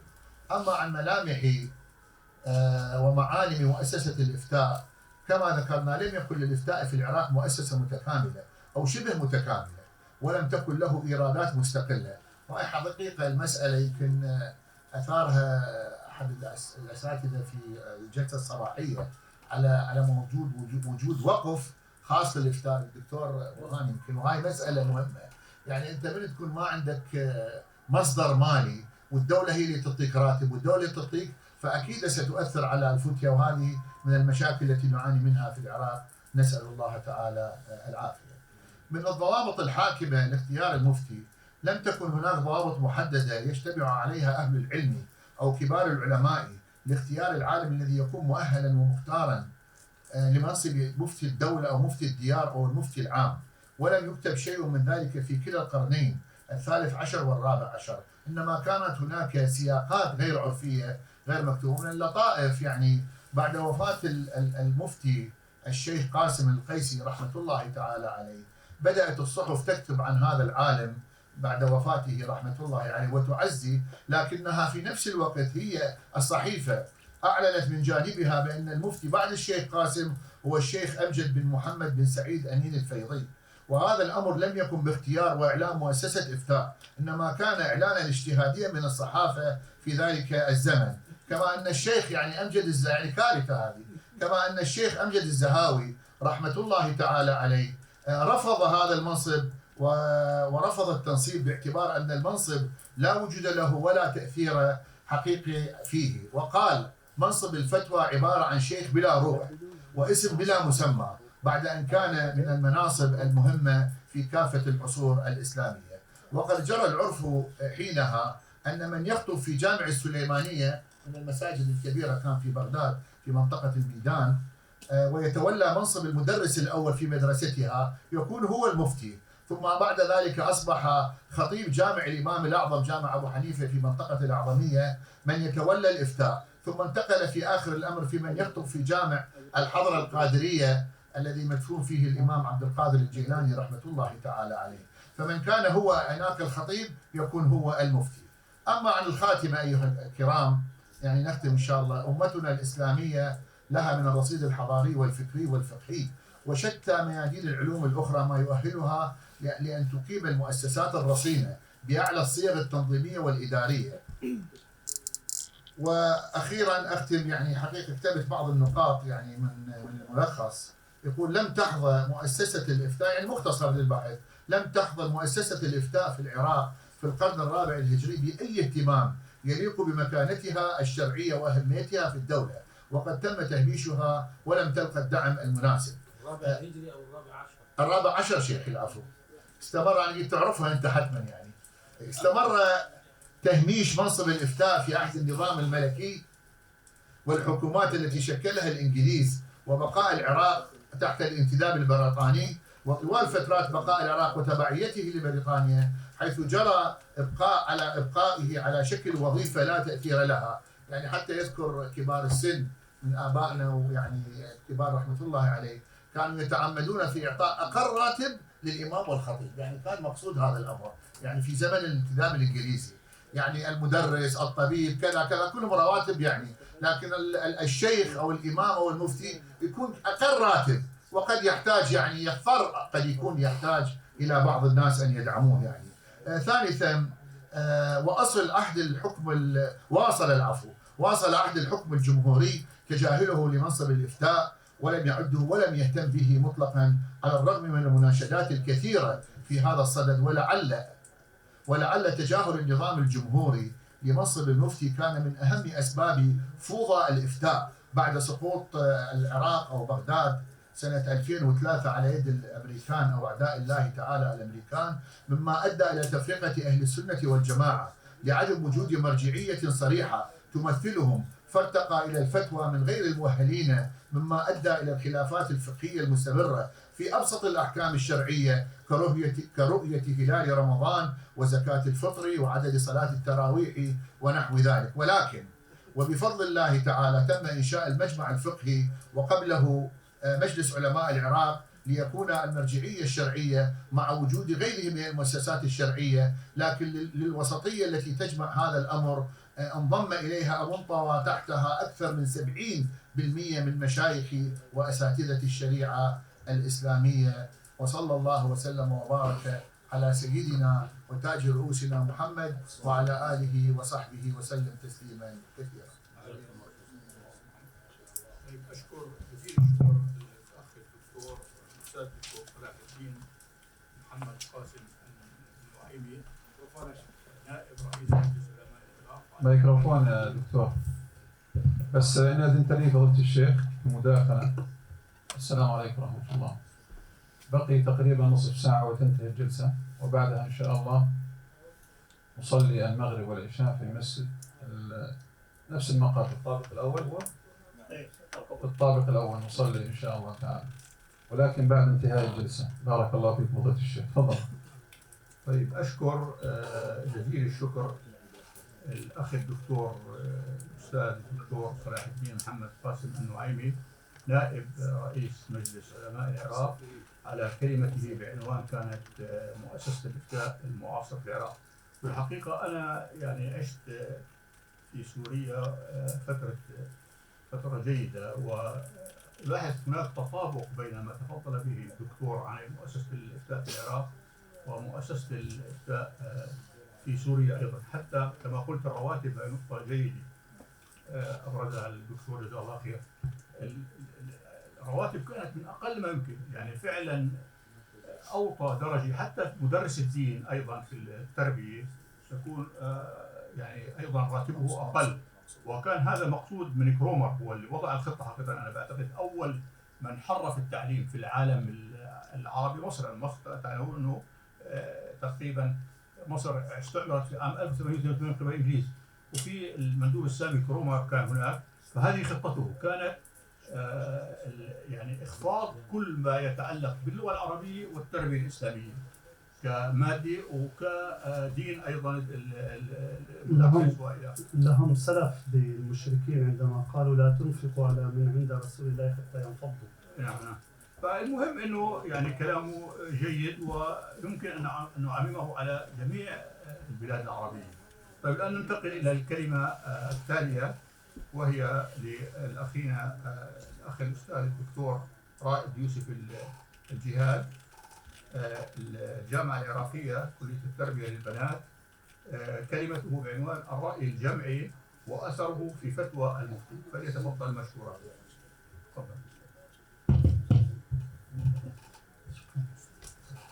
بسم الله الرحمن الرحيم، والصلاة والسلام على رسول الأمين وعلى آله وصحبه أجمعين. وبعد، بعد بدء أشكر دعاة المؤتمر، وهو المؤتمر الذي تقيمه الرابطة العالمية للفقهاء، وإن كنت لست منهم. كما أشكر فضيلة الدكتور على تقديمه لبحثي الذي سأسرع فيه كي نصلي قبل فوات المغرب. الموضوع البحث حول الرأي الجمعي وأثره في فتوى المفتي. حقيقة رأي الجماعة أو الرأي الجمعي عند الناس العامة المقصود فيها، يعني رأي جماعة الناس من العامة إن كان في مسألة هل يؤثر في فتوى الفقيه أم لا يؤثر. فأقول الحمد لله رب العالمين، والصلاة والسلام على رسوله الأمين وعلى آله وصحبه أجمعين. لعل الكلام في الفتوى قد كثر، والتجاذب في جدواه في هذه الأيام أكثر، ولكن التنازع بين عامة الناس ومختصيهم في هذا الباب لا زال محتدم. ولنحاول النظر إلى هذا الموضوع من جهتين. الأول، من أين يتكون الرأي عند جماعة المسلمين من عامتهم؟ والثاني، في مخالفة المختصين لهذا الرأي ومن أين يأتي وما هو مصادره. فما هو الرأي الجمعي؟ حقيقة رأي الجماعة أو رأي العامة وهو تكوين فكرة أو حكم على موضوع معين، سواء كان في الشريعة أو العقيدة أو رأي آخر، وتشترك هذه الجماعة في هذا الرأي رغم تباين طبقاتهم من الناحية الثقافية أو الاجتماعية.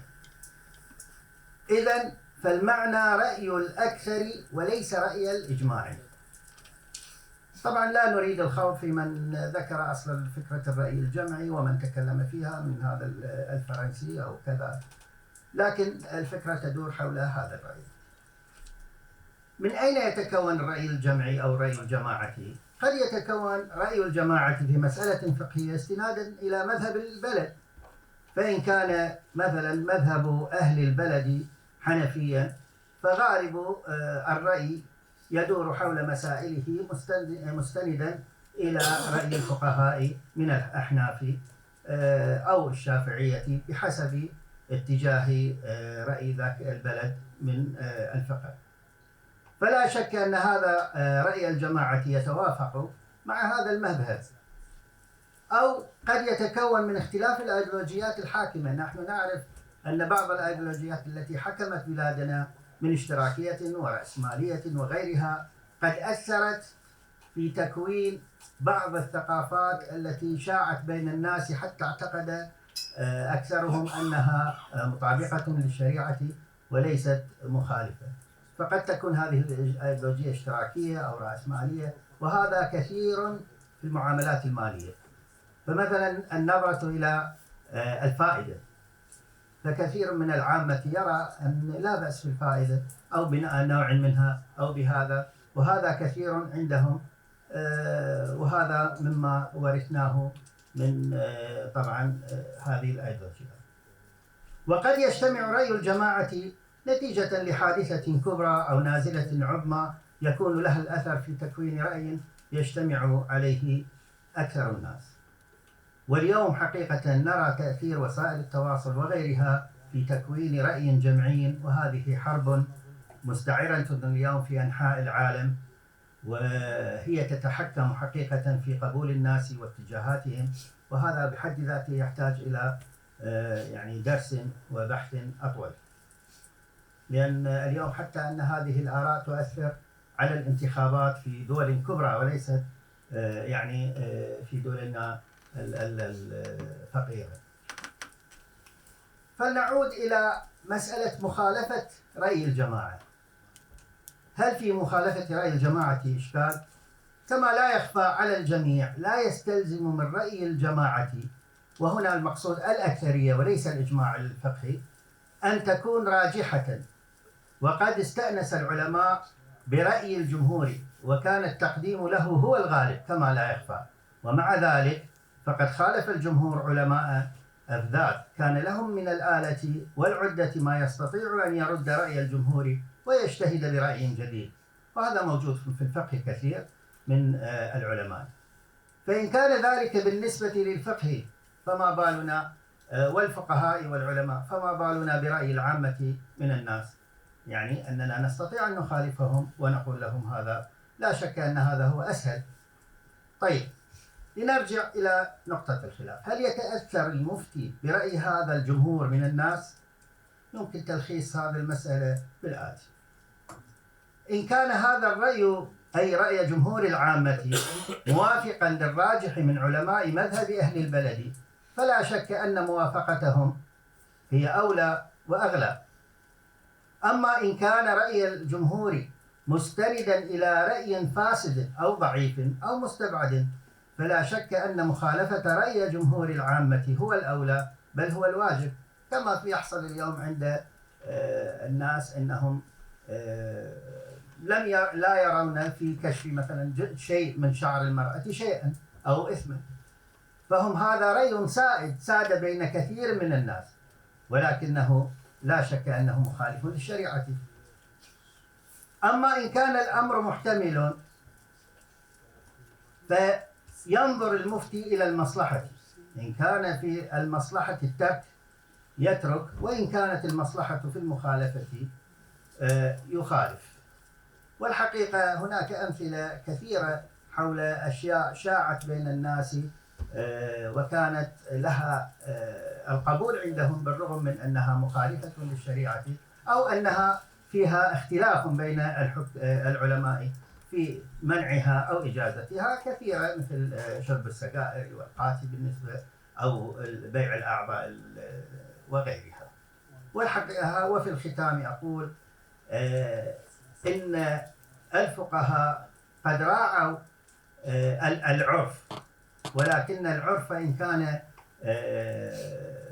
موافقا للشرع قد راعوه، وإن كان مخالفا فرفضوه. فالفتوى في بعض قد تتأثر بهذا الرأي. وأشكر السيد رئيس الجلسة على منحه هذا الكلام، وصلى الله على نبينا محمد وعلى آله وصحبه. بارك الله فيك. أشكر جزيل الشكر الأستاذ الدكتور رائد يوسف الجهاد على كلمته في ما يتعلق بالرأي الجمعي وأثره في فتوى المفتي. لكن إذا أردت أن أعقب بشكل سريع نقطة، وهي قضية الأعوام، وتطرق لها الدكتور حذيفة أيضا. أنا بعتقد فكرة أنه نعتبر فقط أن علماء وعوام هذا غلط. حقيقة لو نظرنا إلى أصل الدين الإسلامي هذا المفهوم يجب أن يعاد النظر به. المفروض أن تكون صفة أساسية في العالم والمسلم وأن يتعلم دائما. فأنا بعتقد يعني إطلاق أنه كل واحد فقط الذي يأخذ قسطا من العلم الشرعي هو عالم لا، المفروض المسلم بالأصل أن يتعلم. فبالتالي باستمرار أن يتدرج من بعض الجهل إلى مزيد من العلم. أنا برأيي هذا المفهوم حقيقة أنا ما رأيت دراسة مفصلة له، لكن تجد أنه في يعني أدبيات الإسلام التي نزلت على الرسول صلى الله عليه وسلم، سواء في أحاديث الرسول صلى الله عليه وسلم أو يعني الرسول صلى الله عليه وسلم أو في القرآن أو في غيره حتى الأنبياء السابقين، تجد هذا المفهوم غير موجود. الرسول كان يعلم باستمرار، فينتقل الإنسان من بعض الجهل في بعض الأمور، لابد أن كثير من الأمور الإسلامية. فأنا بعتقد لأنه في نوع من الاحتقار، يعني إحنا بالعكس إحنا المسلم يحترم جماهير المسلمين. المفهوم هذا ترى فيه نوع من الاحتقار لعامة الناس، لا إحنا المسلم محترم عندنا مهما كان، هذا المسلم له مكانته القلبية والعقلية وهو عنصر رئيسي من أمتنا، فيجب أن نحترمه، لكن إحنا نتدرج به نرتقي به. لذلك في وقت أوقات بيكون العلم أكثر من الجهل، وهذا ما يجب أن نسعى له نحن في هذا الصدد. الآن أنتقل إلى الكلمة الأخيرة لأخينا الدكتور أستاذ الدكتور ضياء الدين محمد محمود المشهداني من كلية العلوم الإسلامية في الجامعة العراقية. العنوان الورقة التي سيتحدث بها إلينا الاختلاف المذهبي في البلد الواحد وأثره في الفتوى. فليتفضل مشكورا على أن يراعي الوقت. بسم الله الرحمن الرحيم. بسم الله الرحمن الرحيم، والصلاة والسلام على سيدنا وشفيعنا محمد وعلى آله وصحبه أجمعين، وبعد. السلام عليكم ورحمة الله وبركاته. كما أتقدم بجزيل شكر وامتناني إلى فضيلة الأستاذ الدكتور كمال صبحي صلاح رئيس رابطة العالمية للفقهاء، وكذلك إلى المتحدث في هذه الجلسة الرئيس حفظه الله تعالى وهو رئيس رابطة العلماء السوريين الدكتور غازي التوبة، حفظ الله الجميع. وأقول وأنا أستعين بالله تعالى. وقبل أن أبدأ بهذه الورقة أحببت أن أجعل بعض الماهيات في ذهني أولا وفي أذهان الحاضرين. أولا لابد أن نراعي في أذهاننا في مسألة الفتوى والمستفتي وما يؤثر عليهما أن المستفتي المقلد شيء والمستفتي غير المقلد شيء آخر، وكلاهما إما أن يكون متعلم، والمتعلم هذا إما أن يكون عالما أو طالب علم أو يكون جاهلا، فلا بد أن نراعي في هذا الجانب هذه الأمور. ثم ننظر في النوازل بعد ذلك التي تنزل في البلد أو في المجتمع، ثم بعد ذلك ننظر في عرف البلد، ثم ننظر في منهج البلد القانوني المتمثل في المحاكم. فالأحوال الشخصية يتقدم الرجل لزوجة يعني لخطبة أو لزواج امرأة يعمل بفقه معين ما وفيه أحكام ما يتعلق فيها المجتمع في يومنا هذا، وكذلك المصارف والتجارة وهلم جرى.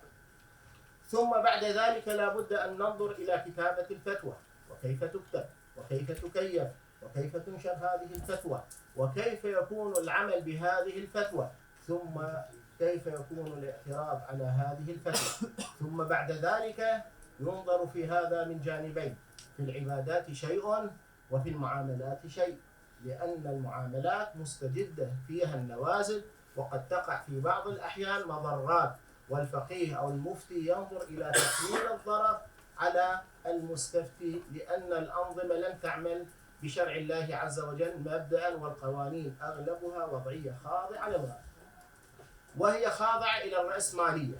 ثم بعد ذلك ننظر إلى المفتي الذي جمع الحديث والفقه والأصول، فهذا أتم فيما إتمام لأنه جمع بين هذه الثلاث التي تؤهله إلى أن يكون محيطا بالأثر أو بالحديث أو بالخبر عند الأصوليين، والأثر عند غيرهم، والحديث عاما عند المحدثين. القرآن الكريم على رأسه. اي طبعا هذا يعني هذا لا يقبل فيه الحديث في هذا الجانب، وينظر إليه من حيث القبول أو الرد. وبعد ذلك الفقه ثم الأصول، وهي الآلة التي تعين المستفتي أن يدرك هذا الحكم بهذه الآلة. ثم هناك من المفتين الذين يجمعون الفقه والأصول، وهناك من المفتي الذي يجمع الحديث فقط دون الفقه والأصول، ولكل منهما منهج وتأثير خاص بهما. والآن لا بد أن نقف أمام تحدي كبير، للمستفتي والمفتي، وهي الفتوى الافتراضية التي تحيط بنا من كل جانب، وبالتالي سنضطر إلى تمييع المذهبية الفقهية التي بنيت منذ مئات السنين وصارت منهجا مستقرا في بلاد المسلمين آنذاك. وهذه الأمور لا بد أن تراعى، وقد ذكرته ها هنا في ورقتي هذا، وكما ألتمس من جنابكم أن تعطيني قليلا من الوقت، وأقول بسم الله الرحمن الرحيم. الحمد لله الذي شيد منار الدين وأعلامه، ووضح للخلق شرائعه وأحكامه، وبعث خاتم النبيين محمد صلى الله عليه وسلم لتبليغ رسالته بدعوته إلى توحيد الله تعالى لئلا يكون للناس على الله حجة، وجعل شريعته مؤيدة إلى يوم الدين، ووكل بحفظها من الصحابة والتابعين رضوان الله تعالى أجمعين من تقوم بهم الحجة وترتفع بقولهم الشبهة، وهم الفقهاء الذين ألزمهم حراسة شريعته والتفقه في دينه لتيسيره للمكلفين ببيان الفتوى فيه. قال الله تعالى: وما كان لبشر أن يؤتيه الله الكتاب والحكم والنبوة ثم يقول للناس كونوا عبادا لي من دون الله ولكن كونوا ربانيين بما كنتم تعلمون الكتاب وبما كنتم تدرسون. وهنا أقول لفضيلة الدكتور أحمد عميد كلية الإسلامية في باشاكشهير أن الإمام أبا زيد الدبوسي رحمه الله تعالى، وهو من الأصوليين والفقهاء الحنفية، أضاف فصلا في أصول الفقه مبني على التزكية والرحمة، ولم يسبق لأحد من العلماء أن يضيف هذا الفصل، وجعله مبدأ أساسيا في أصول الفقه وعمل الفقيه. وأنا أخفيك هذه المعونة، فقد فصل في كتابه تقويم الأدلة ذلك، وجعله آخر فصلا في كتابه. ثم بعد ذلك كلمة تدرسون، أيضا الشيخ أشار أن الدرس لا يتوقف عند المفتي ولا عند الطالب لما فيه من الفضيلة والعلم، وأن الله عز وجل حث ذلك. والأمر ليس ها هنا، بل الأمر في الفتوى والمفتي. فأنا أحببت أن أساهم في مؤتمركم الدولي الثاني الذي تسمى بالفتوى والإفتاء المعاصر: الضوابط والمنهجية والآثار، بورقة أسميتها الاختلاف المذهبي في البلد الواحد وأثره في فتوى المفتي. وها هنا لا بد أن نتساءل بسؤال: لما اختلف الفقهاء؟ ما الداعي إلى الاختلاف ما دام أن المنبع واحد وهو القرآن، والمنبع الثاني وهو السنة واحد؟ لما هذا الاختلاف؟ فقد أجاب العلماء عن هذا التساؤل، فذكرت هذا التساؤل في إجمال وتفصيل. فأما الإجمال يعود إلى تنوع الأحكام في الشريعة الإسلامية لتعدد المدارس والاعتقاد في بعض الأحاديث دون الأخرى، ويعود هذا إلى باب الاجتهاد في ماذا التصحيح والتضعيف عند كل عالم، ما نسميه في باب التعارض بين الأقوال قبولا وردا. ومن ثم النظر إلى بعضهم بإنكار القياس وبإنكار مثل الاحتجاج بخبر الآحاد وما إلى ذلك. وبناء على هذا ننظر فيها من التفصيل، وهو أن من العلماء من وقف على دليل دون آخر فاحتج به ولم يحتج الآخر به. وأيضا هناك في باب التعارض، والتعارض قد يصل إلى إثبات معان دون معان عند الفقيه أو المفتي. ثم النسيان، غرابة بعض ألفاظ الأحاديث وما إلى ذلك، مثل لفظة القرء في كتاب الله عز وجل اختلف الفقهاء فيها، وفي لفظة الإغلاق في حديث رسول الله صلى الله عليه وسلم: لا طلاق ولا عتاق في إغلاق، فاختلفوا بين الغضب والنسيان وما إلى ذلك. وهذا ما صارت إليه الفتوى في بعض البلدان دون الأخرى، وأخذت المحاكم في بعضها دون الآخر. أيضا هناك اعتقاده أنه لا دلالة في اللفظ على الحكم المتنازع فيه. ولما ظهرت هذه المذاهب الأربعة وغير هذه المذاهب الأربعة، صار هناك عندها قواعد في الأصول والفروع اتفقوا في 5 منها واختلفوا في البقية. والقواعد التي اتفقوا فيها هي الشك لا يرفع اليقين، والضرر ينفي، والمشقة تجلب التيسير، والعادة تحكم حيث لا تجوز، والأمور بمقاصدها، وهذه ال5 المتفق عليها. ثم ننظر في أمر آخر دعا إلى الاختلاف فيما يخص المفتي وتنوع الفتوى، وهي المعاصرة والاحتكاك بين المتعاصرين مما أدى إلى أيضا اختلاف شيء من الفتوى. وقد سمعت ولو جئت متأخرا أن الشيخ تكلم عن المعاصرة. لا أدري أن معاصرة المفتي مع مفتي في أصل ما في المذهب الواحد أو في الآخر والاحتكاك بينهما يولد شيئا من الفتاوى. ثم بعد ذلك هذه الأمور قد تجدها كلها في بلد واحد يجمع فيه الحنفي والشافعي والحنبلي والمالكي، والذي يعتمد على الأثر، والدليل في ذلك عنده لا يرجع إلى المذاهب. وبعد هذا ينظر السائل لماذا يختلف المفتي. وقد اختلف العلماء في بيان هذه الجزئية، وهل للمستفتي أن يختار مذهبا من أي المذاهب في بلده، وهل يؤثر هذا عليه، أو يلتزم بمذهب دون مذهب آخر، وما إلى ذلك من الأمور. وعليه ذهب بعض العلماء بقول أن من كان لا يستطيع الأخذ بدليل ولا الترجيح بين أقوال أهل العلم، فعليه أن يقلد من يثق بعلمه وورعه، ويجوز له أن يقلد أي عالم شاء، ولا يجب عليه الاستمرار في تقليد من قلده في كل جزئية أو مسألة تشكل عليه. ويستدلون بقول القرافي في بناء هذه القاعدة، قال: انعقد الإجماع على أن من أسلم فله أن يقلد من شاء من العلماء بغير حد. وأيضا ذكروا إجماع الصحابة رضي الله عنهم أن من استفتى أبا بكر رضي الله عنه جاز له أن يستفتي عمر، ولم يكن قول أبي بكر ملزم لقول سيدنا عمر، وجاز أن يستفتي غيرهما من الصحابة إلا بقول رسول الله لما جاء بعض من الصحابة يستفتي سيدنا عمر ثم أجابه، ثم قال: أنا استفتيت النبي بهذا فأجابني فغضب، قال: لما جئتني ما دام أنك استفتيت به أو سألت فيه النبي صلى الله عليه وسلم.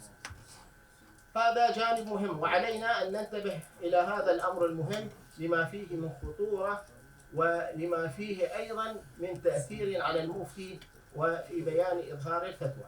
ولهذا المذهب قلت هذا يحتاج إلى نظر، وليس هذا القول على الإطلاق لما فيه، وهذا يكون بحق العالم الذي عنده آلة النظر في الأقوال، ولا ينطبق بحق المستفتي الجاهل أو الذي ليس عنده علم الاستفتاء أن ينظر بمجرد أن يثق أو ينظر ويذهب إلى المفتي ويسأل.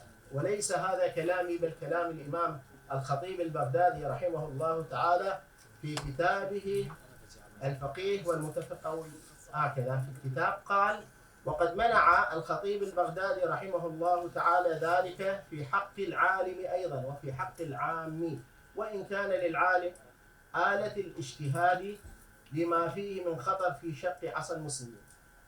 هذا نظر إلى الوحدة. ثم بعد ذلك جاء في حاشية الدسوقي على الشرح الكبير المنع وهي على طريقة المصريين، والجواز وهي على طريقة المغاربة، وذكر التلفيق المذموم في بابه أن هذا يأخذ من هذا المذهب ثم يأخذ من ذاك ثم يأخذ من هذا. ثم نظر بعض العلماء على قوله فقالوا التلفيق يكون في المسألة الواحدة وتلفق، أما في تعدد المسائل جاز لك أن تتخير من أقوال المذاهب فيما أردت أو شئت، ففرقوا بين التلفيق والتخيير، وعلى هذا الأساس صار الأمر فيه.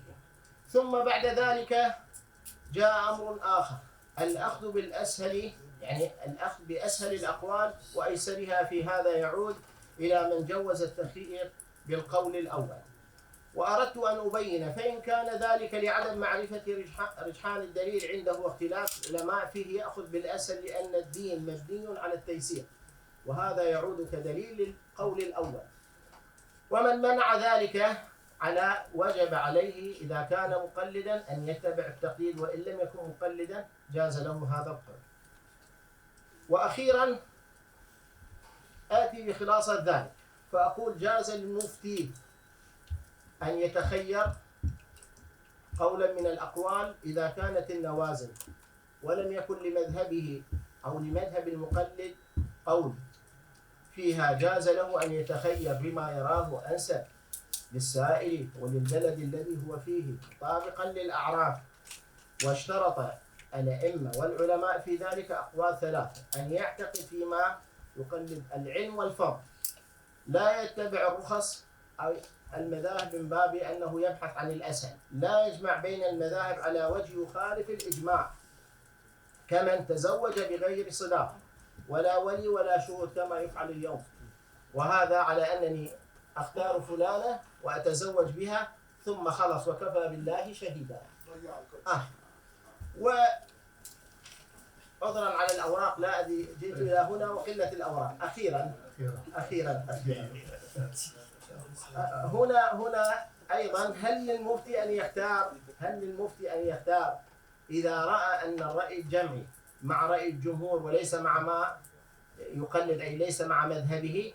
للعلماء في ذلك جاز له ما لم. هذا ليس قول علماء المذهب، أما علماء المذهب يتشددون في اتباع المذهب ولا يذهبون إليه. والدليل على ذلك عند السادة الحنفية أنهم لا يجوزون أكل بيض الغنم دلالا على أن المني نجس، لكننا نأكله بفتوى مجتهد وهو الإمام الشافعي رحمه الله تعالى.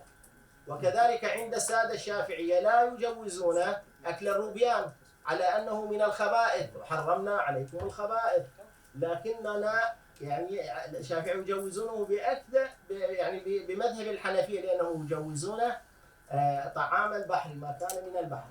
وعلى هذا أن التداخل بين المذهبين لا بد أن يكون من خيطة وعلم الفقه. ثم المتفقه في المذهب إذا وصل إلى درجة الاجتهاد والفتوى جاز أن لا يقلد المذهب، وهذا موجود في المذهب الواحد.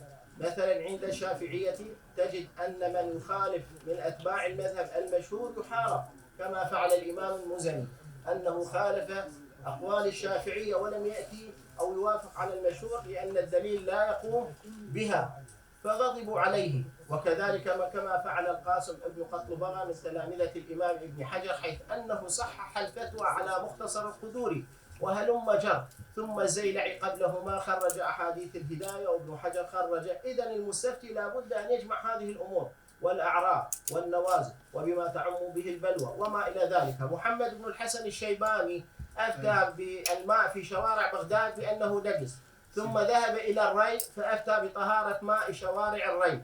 لما قالوا المسألة واحدة وشوارع بغداد آنذاك كانت مبلطة عاصمة الدولة الإسلامية، قالها أهل ري بما تعم به البلوى لا يستطيعون أن يتخلصوا. عذرا عن الإطالة، لكنني أحببت أن أدلو بدلوي بين العلماء، فإن أصبت من توفيق الله وإن أخطأت فمن نفسي ومن الشيطان.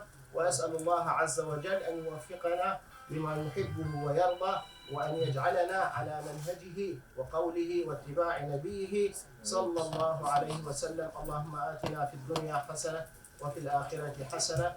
اللهم انصر المسلمين في كل مكان على القوم الكافرين يا رب العالمين. اللهم آمين اللهم آمين اللهم آمين. بارك الله فيك. السلام عليكم ورحمة الله وبركاته. بارك الله فيك دكتور أستاذ الدكتور ضياء الدين محمد المشهداني على هذه الورقة التي كانت بعنوان الاختلاف المذهبي في البلد الواحد وأثره في الفتوى. كلام جيد وطيب وتفصيلي ويحتاج إلى حديث طويل. الآن انتهينا إخواني من المتحدثين. دكتور نستقبل بس بعض التعليقات أو مداخلات 15 دقيقة ما هيك؟ أقصى 10 دقائق بقي 3/4 ساعة. طيب 10 دقائق أحسن. 10 دقائق نعم. 3/4 ساعة. 10 دقائق إن شاء الله. 10 دقائق نعم. طيب مين عنده تعقيب على أو سؤال أو نعم تفضل مولانا. نعم. بسم الله الرحمن الرحيم. نعم. حتى بسم الله والصلاة والسلام على رسول الله الأمين وعلى آله وصحبه أجمعين. أما بعد، أولا عندي ملاحظة إجرائية في تقدير الطريقة التي يتم بها إدارة المؤتمر. في المستقبل تحتاج إلى مراجعة، يعني هذا الكم الكبير والحجم الهائل من الأوراق، ثم لا تتاح فرصة بعد ذلك للحضور. ميزة المؤتمرات أصلا هي في المناقشة، إما أن يكون هنالك مناقشة على المنصة أو مناقشة من الحضور. أما هذه الطريقة على كنا أسجل عليها ملاحظة، هذه في المستقبل. بالنسبة لي حقيقة كان عندي مجموعة من الملاحظات فيما يتعلق بالجلسة السابقة وقضية الفتاوى اللي فيها طابع سياسي يمكن تكلم فيها الأخ عمر. أنا في رأيي ما دام فكرة السياسة بشكل عام وعلم الأصول لا زال يعتمد على منهجية المصالح كاعتماد كلي في تراتبية الاستدلال، أعتقد سيكون فيه إشكال كبير جدا. وبالتالي أنا عموما من أنصار أن تكون التراتبية منظومة الحقوق أولا، بمعنى في كل القضايا علم الأصول يجب أن يعيد النظر سواء في مسائل الإعجاز أو في مسائل الجوانب السياسية وغيرها. يعني لو أعدنا المسألة وجعلناها مقلوبة فإن الحق يدل على الثبات والمصلحة تدل على النسبية، وهذه على كل فيها إشكال. وبالتالي كما تفضل الأخ في قضية الرحمة، أنا أقول إعادة المنظومة بحيث تكون منظومة الحق أولا، ثم بعد ذلك تأتي منظومة المصالح دون ذلك حتى تكون عملية الحق ضابطة للمصلحة. الجزئية الثانية فيما يتعلق بالتجديد وربط ثلاثية النص والمقصد والواقع. أنا أقول ما دام أننا أسرى حتى هذه اللحظة لمنظومة العلوم الغربية السائدة الآن في العالم، أعتقد ستظل هنالك إشكالية التأصيل موجودة بشكل كبير، لأن النص سيحتاج إلى الواقع، والواقع سيحتاج إلى العلوم المعاصرة. علوم المعاصرة، السياسة، العلاقات الدولية، علم الاجتماع، علم النفس، علم الاقتصاد، كلها ليست علوم مجردة، بل هي بحاجة إلى قضية التوطين التي ربما نادى بها كثير من المفكرين، والتوطين سيكون له علاقة بالتأصيل. وبالتالي عندما نتكلم عن أهمية دمج قضية إنه والله النص الشرعي مع الواقع، هنا يلزمنا أيضا شغل كبير جدا في المؤسسات البحثية وفي مراكز العلوم في جامعات على وجه التحديد، أن يكون هنالك عملية التأصيل. نتكلم عن سياسة إسلامية وعن بس كلمة أخيرة وقتي له حياك الله. نقطة أخيرة أنا أختم بها إن شاء الله. أنا نقطتي الأخيرة حقيقة في موضوع العامة ودورها في الفتوى. حقيقة هذه القضية التي أثارها ما أدري لكن أثارها أيضا الشيخ، قضية العامة يا إخوان. لو نظرنا مثلا إلى مسألة الإجماع ابتداء كان مدخلها سياسي ولم يكن مدخلها أصولي ولا فقهي. يعني الصحابة رضوان الله عليهم لما تكلموا عن قضية الإجماع على بيعة أبي بكر وأخذوا من هذه المسألة مسألة الإجماع، كان مفهوم الإجماع سياسي، وبالتالي العامة كانوا حضور في هذه المسألة. لم يكن أصلا هنالك نوع من عزل العامة عن قضية التأثير. ولذلك أنا في رأيي أيضا سنكون بحاجة إلى دور العامة فيما يتعلق بالترجيح الفقهي، سواء كان الترجيح الفقهي التشريعي أننا نتحول بالأمر إلى البرلمانات، أو بالترجيح الفقهي في أنه والله الرأي العام السائد أي مذهب من المذاهب سيسود. وبالتالي أنا أقول هنا للأسف الشديد الاستبداد الفقهي إن صح التعبير، بأنه والله سحبنا مفهوم الإجماع إلى المفهوم الأصولي ثم الفقهي، أدى بنا ذلك إلى الاستبداد السياسي، بحيث الحاكم أيضا عزل العامة عن مسألة المشاركة السياسية والشورى. وجزاكم الله خير. بارك الله فيك. طيب جزاك الله خير. بس تعقيب سريع على ما تفضلت به، نقطة واحدة اللي هي يعني قضية العامة كما ذكرت العوام. أنا بعتقد هذا لفظ جديد انظر إلى تراثنا الفقهي، يعني ربما بالسنوات بالمئات أو العشرات السنوات الأخيرة، وهو يشمل نوع من الاحتقار وليس له ارتباط بأصل الدين. في عندنا فشو علم وفي عندنا جهل.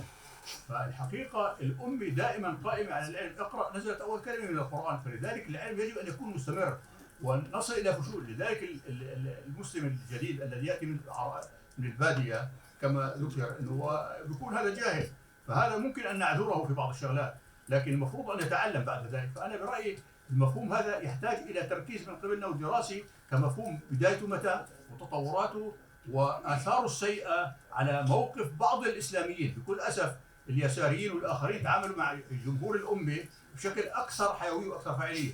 إحنا عوام كبهم، لا هذا غلط حقيقة. نعم هذا باختصار ويحتاج الموضوع إلى تفصيل. طيب الآن في أخ آخر يريد أن يتحدث. على مسألة العوام اليوم ليسوا كالعوام العامة اليوم هم مثقفون في غالبهم ويقرؤون ويبحثون، ويمكن أن يبحث عن أي مسألة في الإنترنت ويصل إلى حكم عشرات العلماء، وهذا ليس العامي اليوم كالعامي، وله رأي وممكن أن يؤثر حتى في الفتوى والجماعة. أما العام الذي هو غير مختص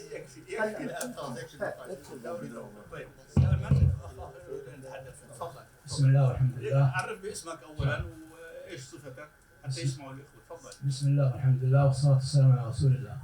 أخوكم الدكتور أحمد صباح الملا، تخصص في أصول الفقه ورئيس جمعية الحكمة الكويتية الخيرية. الحقيقة أنا أضم صوتي للأخ المعقب الأول أن في عندنا تعقيب على المحاضرات الأولى، لأن أحد الأخوة الدكتور أمر ذكر 4 مسائل يعني عظيمة جدا، وما ذكر فينا الرأي حتى نستطيع أن نناقشه. هل هو مؤيد؟ هل هو معارض؟ لم نعرف يعني صراحة. فلو كان اقتراح على المنظمين في المؤتمر أن بعد الصلاة نجلس نناقش في بعض المسائل، لأن المسائل مهمة جدا. لا ينبغي أن نستعجل برأي أو برأي فردي أو بترجيح فردي وننجم الأمة بهذا الرأي، لأن المسائل صراحة مهمة جدا. هذا واحد. الثاني منصب مفتي الدولة. الحقيقة ينبغي أن يكون لنا موقف من هذا المنصب، لأن اليوم لا يخفاكم يعني أوتينا من قبل هذا المنصب، والحمد لله يعني عرض هذا الأمر عندنا في دولة الكويت ورفض منصب مفتي الدولة، وأسند الأمر إلى لجنة الإفتاء وليس إلى المفتي، إلى لجنة الإفتاء. وهذا أمر جيد حتى يعني إن مال المفتي إلا اللجنة قد تقوم هذا تعقيب. جزاكم الله خير. صلى الله عليه وسلم. العفو دكتور سعد، ذكرت بالصباح اذا تتذكر قلت لعل يعني تاسيس المجمع الفقهي لكبار العلماء في بغداد يعني ان شاء الله يكون هو حل لهذا الموضوع، موضوع المفتي. يعني تدري انت الفتوى الجماعيه الله اعلم يعني تميل الى الصواب اكثر من الفتوى الفرديه. آخر متحدث الآن إخواني لأنه الوقت انتهى. السلام عليكم ورحمة الله وبركاته. شكر الله لكم في هذه يعني الدوحة الغناء التي تنقلنا فيها في عالم الفتوى والاجتهاد والفقه مع سادة الأجلاء. شكر الله الدكتور كامل، شكر الله للشيخ برهان، شكر الله للدكتور غازي وللسادة الذين استمعنا إلى طروحاتهم. سأمر على نقاط سريعة جدا ولست يعني أحار أين أبدأ. بالنسبة للمعقبين، موضوع السياسة علم أم ليس علم؟ ما يطبق في واقعنا ليس علما، ولا نضحك على نفسنا أن السياسة علم. لابد أن ندرسها كنظريات، لكن ما نضيع وقتنا كثير. فما يتم في العالم ليس علما، فما نضحي شبابنا وشبابنا كلهم أن يروحوا علوم سياسية، إنه بيصيروا سياسيين. السياسة شيء آخر. هي نقطة. بالنسبة نعم. في أخ الشيخ عباسي طرح عدة مسائل، من جملة مسائل غريبة. أنا العبد الفقير عملت في مجمع الفقه الإسلامي الدولي 11 سنة وواكبته منذ البداية. قال هناك فتوى بإباحة مقدمات الزنا. أنا لا أعلم أحدا يقول أن هناك فتاوى. عرض عدة مسائل أن هناك من أفتى بإباحة مقدمات الزنا. لا أعرف هذه وأتمنى لو كان عنده يطلع عليها. قال موضوع الرحم المستعار أو الرحم مبثوث فيها الأمر وليست محل نقاش ولا نزل فيها فتوى ولا رأي بين علماء المسلمين نهائيا. فمن أين أتت هذه؟ أتمنى لو كان عنده شيء يطلع عليه. موضوع المفتي، المفتي إلى الخمسينات في سوريا من بقايا الدولة العثمانية يجرى له اختبار. عندنا بحلب عالمين من كبار علماء الشافعية، شيخ تقدم به السن الشيخ سعيد إدلبي جده الشيخ بشير إدلبي، وشيخنا شيوخنا الشيخ أسعد عبدي. في الاختبار فاز الشيخ في الاختبار، واختبار شديد جدا جدا. فاز الشيخ أسعد عباجي على شيخه أو على العلامة الشيخ سعيد قريب وأسند الإفتاء إليه. الإفتاء العام في حلب وفي المحافظات وفي دمشق إفتاء سوريا إلى آخر الخمسينات كان يتم بالانتخاب هيئة منتخبة من كبار العلماء، فكانت الأمور منضبطة. لكن من سلطهم الله علينا وأعطيناهم أكتافنا فعلوا فينا أفعال. الأمر الآخر الأخ الدكتور الأخير أخير ملاحظاتي على ما قاله جد كثير. لن أقدمها بالاعتراض لكن أقدمها بالمساءلة. لما طالبت أولا الترجمة تكون بالمعنى ولا تكون بالمفردات. الأصح هو التواصل الاجتماعي. الصح من الإعلام الاجتماعي إنما اجتماعي قديم جدا. أي واحد. اثنين، لما أتكلم إنه ينبغي أن يكون هناك عقلانية وواقعية ما أدري إيش الثالثة كانت إنسانية. يا سيدي كل فقهنا الذي نفاخر به العالم قام على العقلانية. أصول الفقه ما هو؟ أصول الفقه منطلق من العقلانية. النقاش الإمام الشافعي وتلاميذه والإمام أبو حنيفة وأصحابه قائم على العقلانية. الواقعية ليس هناك مسألة في الفقه نرفع رؤوسنا إلى وهي رأس واقعها. الإنسانية أو ربما بقانون البلديات تعلمت الإنسانية منا من أحكام فقهنا. في أنسنة القضاء تعلموه منا، وينبغي أن نتذكر ولنا أن نفتخر لأن فرنسا لما أرادت أن تنشئ قانونا جاءت بالمتن المالكي مختصر سيدي خليل وحول إلى نقاط مفقرة ثم توسم على ذلك. يا سيدي لا ننهزم من سمات فقهنا العقلانية أولا والواقعية ثانيا والإنسانية دائما. فلا ينبغي أن نطالب كأننا نطالب بشيء جديد ونلقي في عقول الشباب الصغار أنه والله هذا كان ناقص عندنا والآن عشان نواجه العالم. هذا ما فهمت منك أستاذ حذيفة. شكرا لكم. السلام عليكم. سيدي الشيخ غازي، بس تسمح لي استثناء الوحيد اليوم ما تحرك خلال الساعتين هو شيخنا الشيخ غازي التوبي الله يحفظه. سيدي بس مداخلتين صغيرتين عشان ما يزعلوا الإخوة. بس لأني هذول مهضوم حقهم شيخنا. والله الصلاة يا دقيقة شيخنا. شيخ معاذ الصلاة. السلام عليكم ورحمة الله. أبو عثمان الطبراني جمعية أي الخيرية. سؤال سريع فقط نصف دقيقة.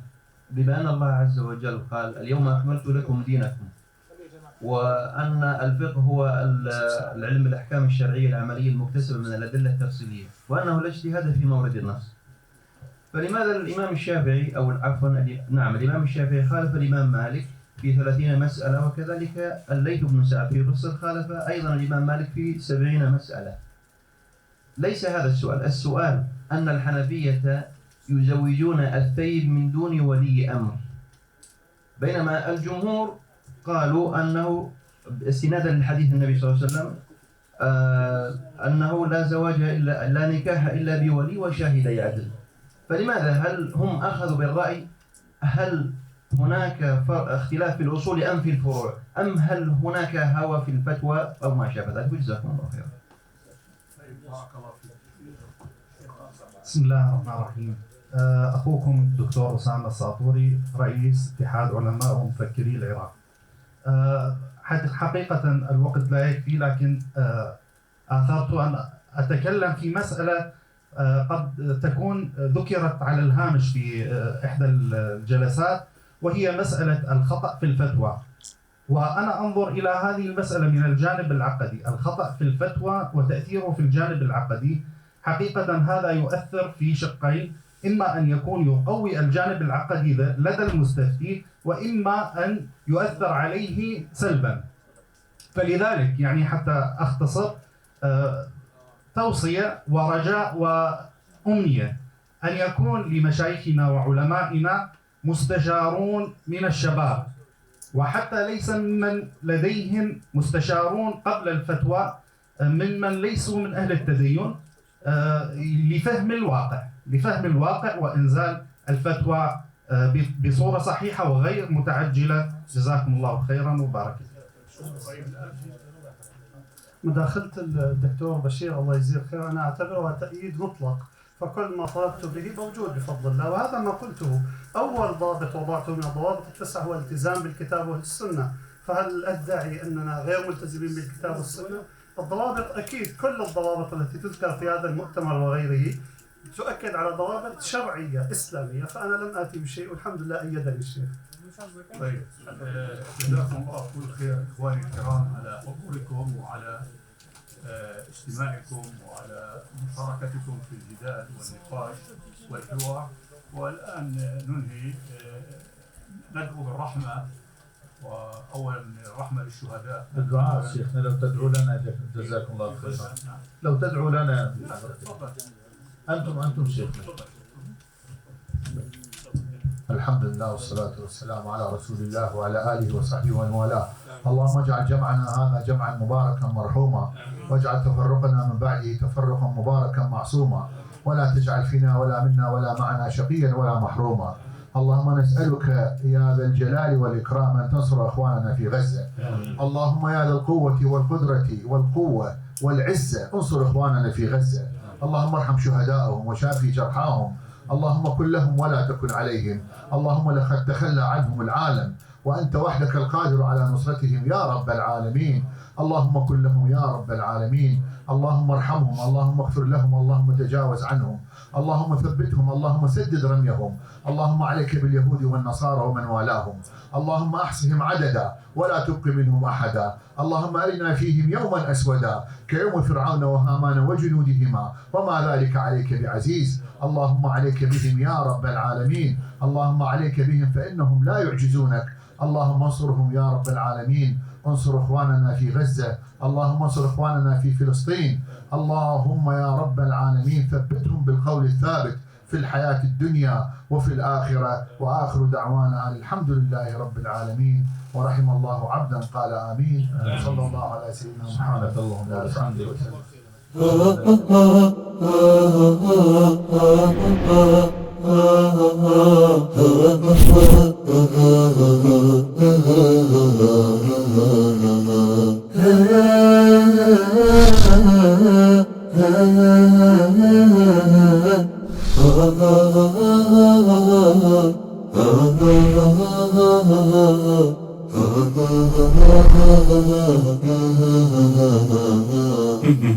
Hey